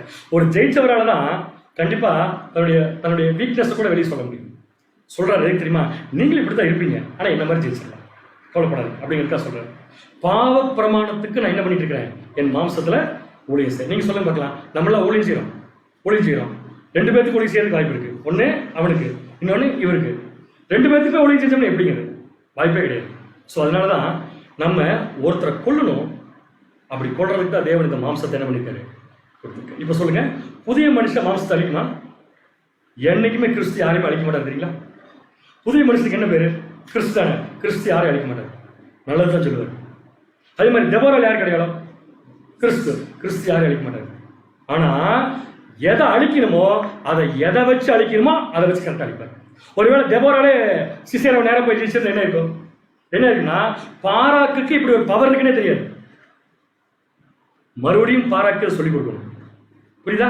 அப்ப யார் அழிச்சா கரெக்டா இருக்குன்னா, கட்டாயமா நம்முடைய மாம்சம் தான். ஸோ நம்முடைய பழைய மனுஷனை அழிக்க வேண்டும் என்றால் அதை ஆணி அடிக்கிறதுக்கு ஒரே ஒரு காலம் தான் முடியும். அது வேற எதுவும் இல்லை, நம்முடைய பிசிக்கல் பாடி. இதை எப்படி நம்ம நடைமுறை வாழ்க்கையில் ப்ராக்டிஸ் பண்றது அப்படின்னு ஒரு கேள்வி. நடைமுறை வாழ்க்கையில் எப்படி ப்ராக்டிஸ் பண்ணணும்? கூட்டணி ஓடுறப்ப பார்த்து போட்டுக்கோங்க. கூட்டணி போடுறப்ப பார்த்து போட்டுக்கோங்க. இதில் எதெல்லாம் கூட்டணி போடலாம்? நம்ம யாகேல் ஓகே போட்டுக்கலாம். யாகேலும் பாராக்கும் கூட்டணி போடலாமா போடக்கூடாதா? யாகேலும் பாராக்கும் கூட்டணி போடலாம் போடக்கூடாது? போட்டுக்கலாம். தெபோரால இந்த கூட்டணி சேர்த்துக்கலாமா? கண்டிப்பா. தெபோரால் இல்லாமல் இந்த கூட்டணி இல்லை. அடுத்தது எல்லாம் சேர்த்துட்டு கடைசியா போய் சிசேரா கூட கூட்டணி போட்டான். இப்ப நம்ம தப்பா பிஹேவ் பண்றப்ப நம்முடைய கூட்டணி இப்படித்தான் போயிட்டு இருக்குன்னு அர்த்தம். ஆகவே அன்பான சகோதர சகோதரிகளே, கூட்டணி எப்படி போடணுங்கிறத நான் சொன்னதுக்கெல்லாம் ஒரே ஒரு காரணம் என்ன, நம்முடைய பாடியை நம்ம எதுக்கு ஒப்பு கொடுக்குறோம் அப்படிங்கிறது. என்ன அழகான சரீரத்தை தேவன் கொடுத்துருக்காரு இல்லையா நமக்கு. வாய் எவ்வளோ அழகா இருக்கு, நமக்கு கண் எவ்வளோ அழகா இருக்குது. அதெல்லாம் பார்க்கறதுக்கு அழகா இருந்து பிரயோஜனம் இல்லை. அது செய்யற வேலையை ஒழுங்கா செஞ்சா தான் அதுக்கு பேர் அழகு. அந்த ஒழுங்கா செய்யற வேலைக்கு தேவை சரியான கூட்டணி. அந்த சரியான கூட்டணிக்கு உதாரணம் தான் பைபிள். அதை ஆக்டிவேட் பண்றதுக்கு நம்ம கூடவே நம்முடைய ஆண்டவராக இயேசு கிறிஸ்து. ஒரே ஒன்று நம்முடைய விருப்பம். அந்த விருப்பம் மட்டும் இல்லைன்னா இதெல்லாம் ஒண்ணுமே இல்லைங்க. நான் பேசுறதுலாம் ஒரு பெரிய விஷயமா இருக்காது. விருப்பம் மட்டும் இல்லைன்னு வச்சுக்கோங்களேன், நம்ம பேசுறதெல்லாம் ஒரு பெரிய விஷயமா இருக்கு. நம்ம வாயிலிருந்து வரக்கூடிய வார்த்தைகள் நம்மளை பெருசுப்படுத்தி எது வந்தாலும் சரிங்க, அது கண்டிப்பா சரியான கூட்டணினால் வந்தது கிடையவே கிடையாது. சரிங்களா? எல்லா விஷயமும் தேவன் நமக்கு சகலமும் நன்மைக்கு ஏதுவாக கொடுக்குறாரு. அப்படி நன்மைக்கு ஏதுவாக கொடுத்த விஷயத்தை நன்மைக்கு ஏதுவாக அனுசரிக்கிறது நமக்கு எளிதாக இருக்கு. அதில் எந்த மாற்று கருத்தும் இல்லை. சரிங்களா? ஸோ நியாயாதிபதிகள் 4ஆம் அதிகாரத்துறை கன்ஃபியூஷனை பார்த்து முடிச்சிடலாம். அதே கொலேசியர் 3ஆம் அதிகாரத்தில் நம்ம மட்டும் கரெக்டான கூட்டணி போட்டால் எப்படி தெரியுமா இருப்போங்கிறத பவுல் சொல்றாரு. கொலேசியர் 3ஆம் அதிகாரம் 12. கொலேசியர் 3ஆம் அதிகாரம் வசனம் 12 முதல். ஆகையால் நீங்கள் தேவனால் தெரிந்து கொள்ளப்பட்ட பரிசுத்தரும் நீங்க யார் தெரியுமா? தேவனால் தெரிந்து கொள்ளப்பட்ட பரிசுத்தர். உலக ஜனங்களுக்கு இந்த வாய்ப்பே கிடையவே கிடையாது. பரிசுத்தரும் பிரியரும் உருக்கமான இரக்கத்தையும் தயவையும் மனத்தாழ்மையையும் சாந்தத்தையும் நீடிய பொறுமையும் தெரிவித்துக் கொண்டு. இந்த சப்ஜெக்ட்ல அதான் வந்துச்சு சாயந்தரம். நீடிய பொறுமை நீங்க என்ன பண்ணிக்கோங்க தெரிஞ்சு. எது பண்றப்ப கூட பொறுமை வேணுமாமா. நம்மளை மற்றவங்க போட்டு திட்டும் போது நமக்கு அந்த பொறுமை வேணும். மற்றவங்களுக்கு அட்வைஸ் பண்ணும்போது நமக்கு அந்த பொறுமை வேணும். கட்டாயம் நீடிய பொறுமையும் தரித்துக் கொண்டு ஒருவர் கொஞ்சம் அப்படி மிஸ்டேக் பண்ணி படிச்சோம் எப்படி இருக்குது? ஒருவர் தாங்கி ஒருவர் பேரில் ஒருவருக்கு குறைபாடு உண்டானால் கிறிஸ்து உங்களுக்கு மன்னித்தது போல. கிறிஸ்து எப்படி மன்னிச்சாரு? தன்னையவே கொடுத்து மன்னிச்சாரு. அந்த மாதிரி நாம ஒரு பிரச்சனையை தீர்க்கிறதுக்கு நம்மளையே கொடுத்து மன்னிக்கணும். கிறிஸ்து உங்களுக்கு மன்னித்தது போல ஒருவருக்கு ஒருவர் நீங்க என்ன பண்ணுங்க? மன்னியுங்கள். இவை எல்லாவற்றின் மேலும் பூரண சகுனத்தின் கட்டாகிய அன்பை தரித்துக் கொள்ளுங்கள். ஒரு நல்ல கட்டு போட்டுக்கோங்க. இந்த பாடியில ஒரு கட்டை போட்டுக்கோங்க. அந்த கட்டு போட்டீங்கன்னா பேசாம அசையாம அப்படியே இருக்கும். அந்த கட்டு என்னன்னா அன்பு. அன்புங்கிற கட்டு போட்டீங்கன்னா சிசேராவை ஈஸியா என்ன பண்ணிடலாம்? அட்டாக் பண்ணிடலாம். அன்பின் பூரண சர்க்குணத்தின் கட்டாகிய அன்பை தரித்துக் கொள்ளுங்கள். தேவ சமாதானம் உங்கள் இருதயங்களில் ஆழக்கடவுள். இந்த பூமியில சமாதானத்தை தேடி மனுஷன் அலையிறான். என்னென்னமோ பண்ணி பாக்குறாங்க. ஆனா சமாதானம் அவங்களுக்கு கிடைக்க போறது இல்லை. சத்தியத்தில் இருக்கிற பிள்ளைகளுக்கு எது தெரியுமா சமாதானம்? நாம ஒண்ணும் இல்லைன்னு நினைக்கிறதா சமாதானம். அந்த சமாதானம் இருந்துச்சுன்னா நம்மளை சுத்தி என்ன நடந்தாலும் அது நம்மை பாதிக்கவே பாதிக்காது. எந்த காரணத்தை கொண்டும் நம்முடைய சிசேரா நமக்குள்ள வளருவதற்கு வாய்ப்பே இருக்காது. அவனை நம்மளே வளர்த்திட்டோம்னா நம்மளே திருப்பி கொண்டது ரொம்ப கஷ்டம். அதனால நம்மளை பொறுத்த வரைக்கும் அந்த சமாதானங்கிற வார்த்தை நம்ம ஊர் இருக்கோம்னா நம்ம கண்டிப்பா நாம ஒண்ணும் இல்லைங்கிற எண்ணத்தோட தான் இருக்கணும். அப்படி இருந்தா இதற்கென்றே நீங்கள் ஒரே சரீரமாக அழைக்கப்பட்டிருக்கிறீர்கள். நன்றி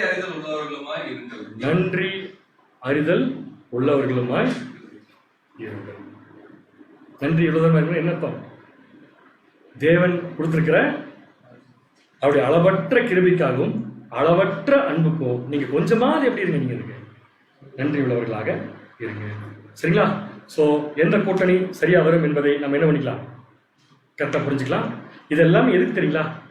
இது எல்லாமே தெரியுங்களா, ஒரு அருமையான புது சிருஷ்டியுடைய வாழ்க்கையை இந்த பூமியில வாழ்வதற்கு தான் அப்படிங்கிறத நம்ம புரிஞ்சுட்டு தொடர்ந்து தேவனுடைய வழியில் நாம் நடக்க தேவன் நமக்கு கிருபை செய்வாராக. ஆமென்.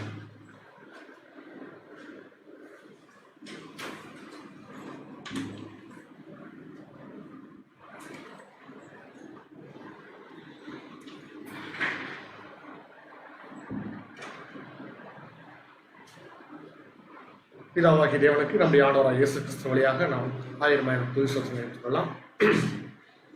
உண்மையாகவே இன்றைய நாளிலும் நம்முடைய ஆத்மீக ஜீவியத்திற்கு தேவன் நமக்கு கொடுத்துக்கூடிய ஒரு சத்திய பாடம், ரொம்ப ஒரு பிரயோஜனமான ஒரு சத்திய பாடத்தை இன்னைக்கு நம்ம பெற்றுக்கொண்டிருக்கிறோம். பாடத்துடைய தலைப்பு கூட்டணி. தலைப்பு கேட்கும் பொழுது நம்ம என்ன ஒரு அனுமானிச்சோம் அப்படின்னா, ஒரு வித்தியாசமான ஒரு தலைப்பாக இருக்குது.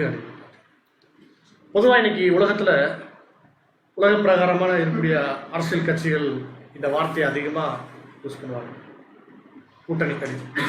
நாம் இதெல்லாம் பார்க்கும்போது இந்த அரசியல்லாம் பார்க்கும்போது இது அரசியல் ஒரு சாக்கடை, ஒரு ஒரு கேலி கூத்தாக இருக்குது அப்படின்னு.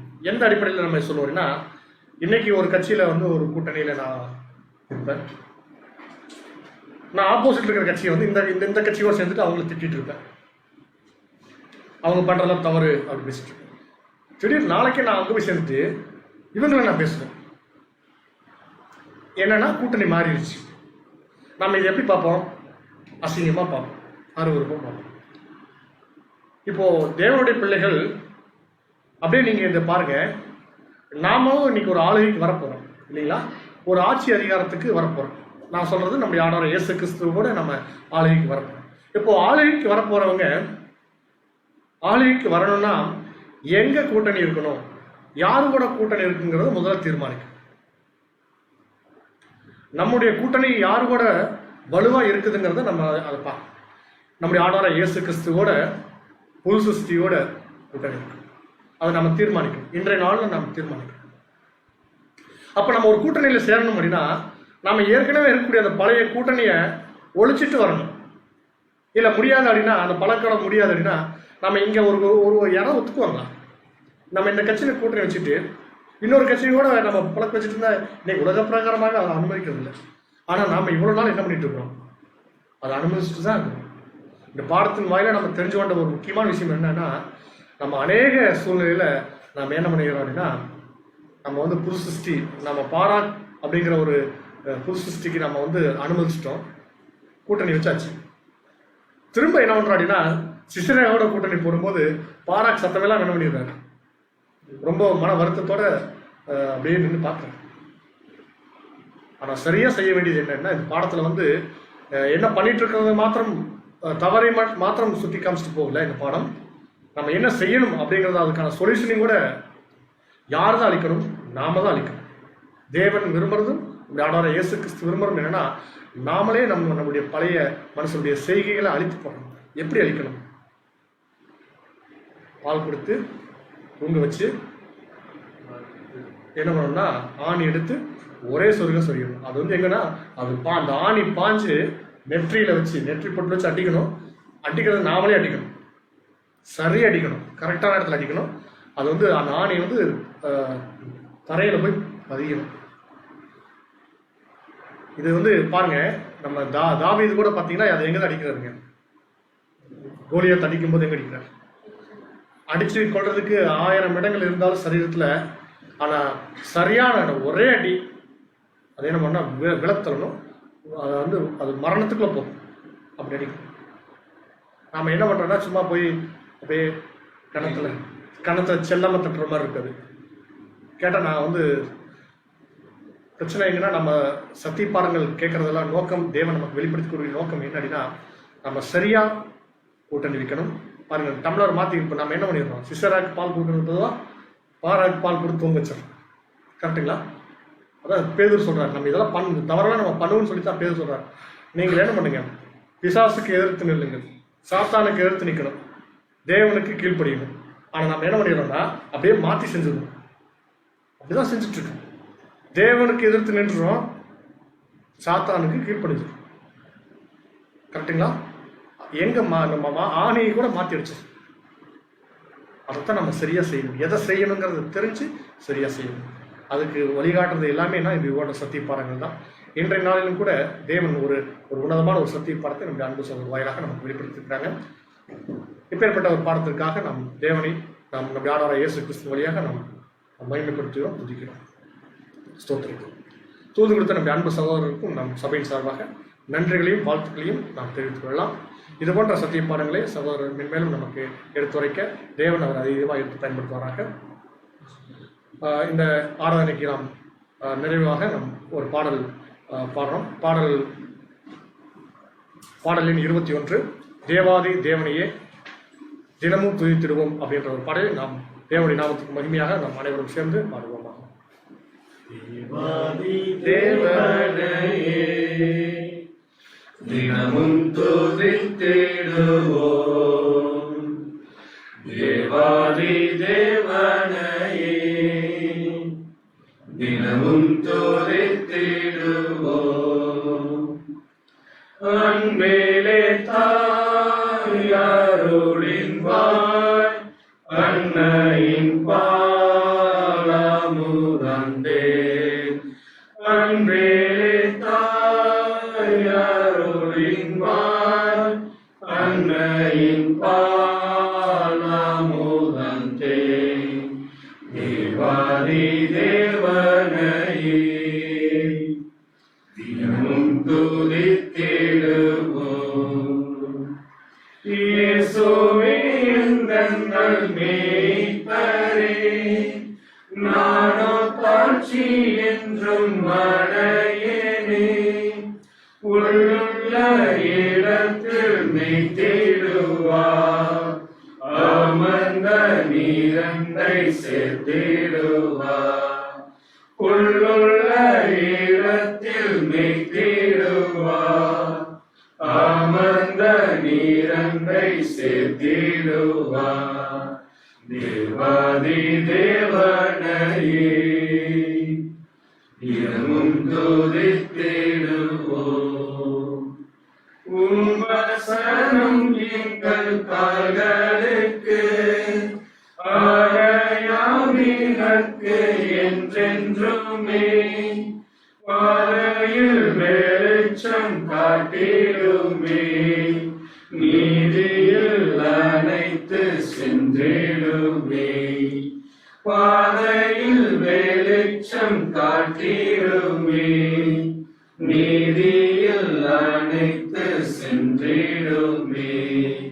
தேவாதி தேவனையே தினமும் துதித்திடுவோம். புண்ணிய இரட்சகர் இயேசுவல்லார், பூமியில் நமக்கு யார் துணையே. பாவத்தின் பாரத்தை நீக்கிடவே தேவகுமாரனையே தந்தவர். பாவத்தின் பாரத்தை நீக்கிடவே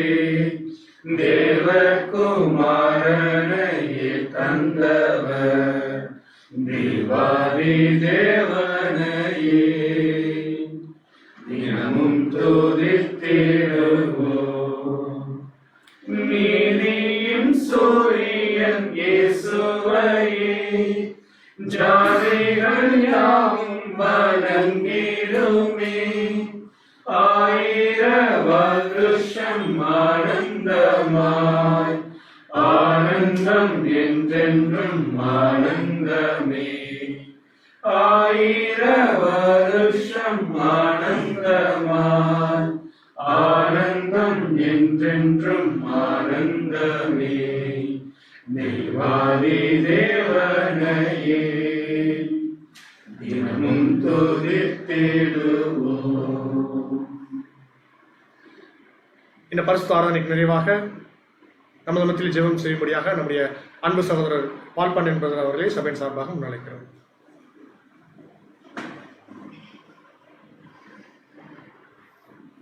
யாவரும் மனிதன் ஜெபம் செய்வோம். வானாதி வானங்கள் வீற்றிருந்து பூமியில் உள்ள மனிதர்களை எங்களை கண்ணோக்கி பார்த்து நித்தமும் எங்களை வழிநடத்தி வருகிறதான எங்கள் உற்சாகமே தேவரே, கடந்து போன காலம் முழுவதும் உங்களை கிருபியாய் கண்மணி போல பாதுகாத்து இந்த மட்டும் வழிநடத்தினவரை உமக்கே துதி கன மகிமை அவற்றையும் எங்களுடைய இரட்சகர் வழியாக இந்த காலை வேளையில் ஏற்படுத்தும் சாமி.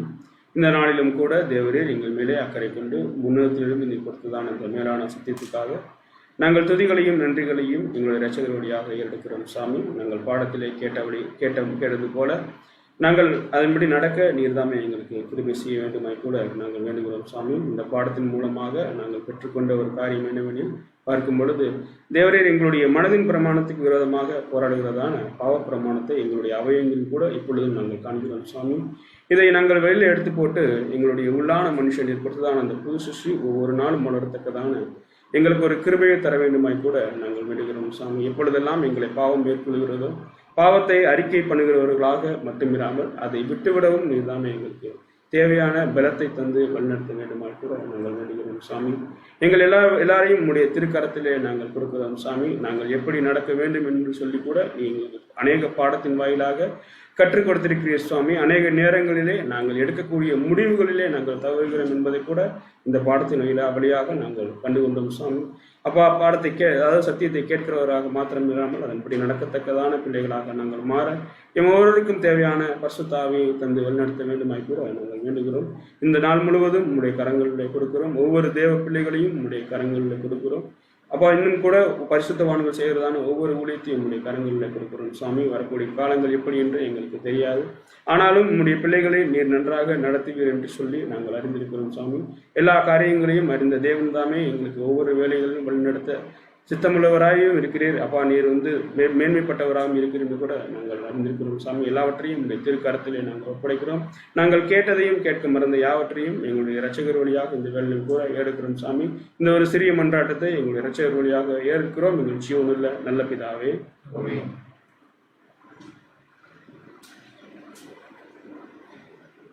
இந்த வாரத்துக்குரிய அறிவிப்புகளை சபையின் அறிவிப்புகளை நம்முடைய அன்பு சகோதரர் ஜேம்ஸ் பாஸ்கர் அவர்கள் வந்து வழங்குவாங்க. அறிவிப்புகளோடு இந்த நாளுக்குரிய இந்த பரிசுத்த ஆராதனை தேவசமாக்கம் நிறைவேறுகிறது. அன்புக்குரிய சகோதர சகோதரிகளே, தேவனுடைய அளவற்ற கிருபை நிமித்தமாக ஏறக்குறைய நமக்கு வந்து ஒரு 3 மாதங்களாக தொடர்ந்து நாம் சத்தியத்தில் ஒவ்வொரு நாளும் வேத வாக்கியங்களையும் வசனங்களையும் கேட்பதற்கு தேவன் கிருபை தந்து வருகிறார்.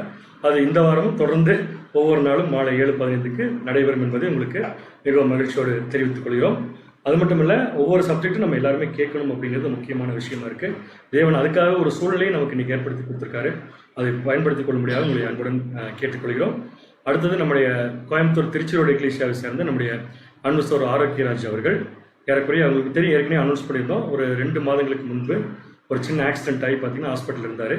நேற்று தான் அவர் வந்து கோயம்புத்தூர்லேருந்து ஹாஸ்பிட்டல்லேருந்து டிஸ்சார்ஜ் ஆகி வீட்டுக்கு வந்திருக்காங்க. சகோதரரும் சகோதரியும் அவர்களுக்காக ஜெபம் செய்த அனைத்து சகோதர சகோதரிகளுக்காகவும் தேவனுக்குரிய நன்றியை தெரிவிக்க சொன்னாங்க. அதையும் தெரிவித்துக் கொள்கிறோம். தொடர்ந்து அவர் பூரண சுகம் பெற்று மறுபடியும் போல மீண்டுமாக வந்து உற்சாகமாக ஊழியர்களை செய்வதற்கு நம்முடைய அனுதின ஜெபங்களில் நாம் அவர்களுக்காக நம்ம வேண்டிக் கொள்வோம். நாம் ஒவ்வொருவரும் தொடர்ந்து சத்தியத்தோடு இணைந்திருப்போம். இன்று மாலையும் 7:15 சரியாக நம்ம வேத பாடங்களை நம்ம பார்க்க இருக்கிறோம்.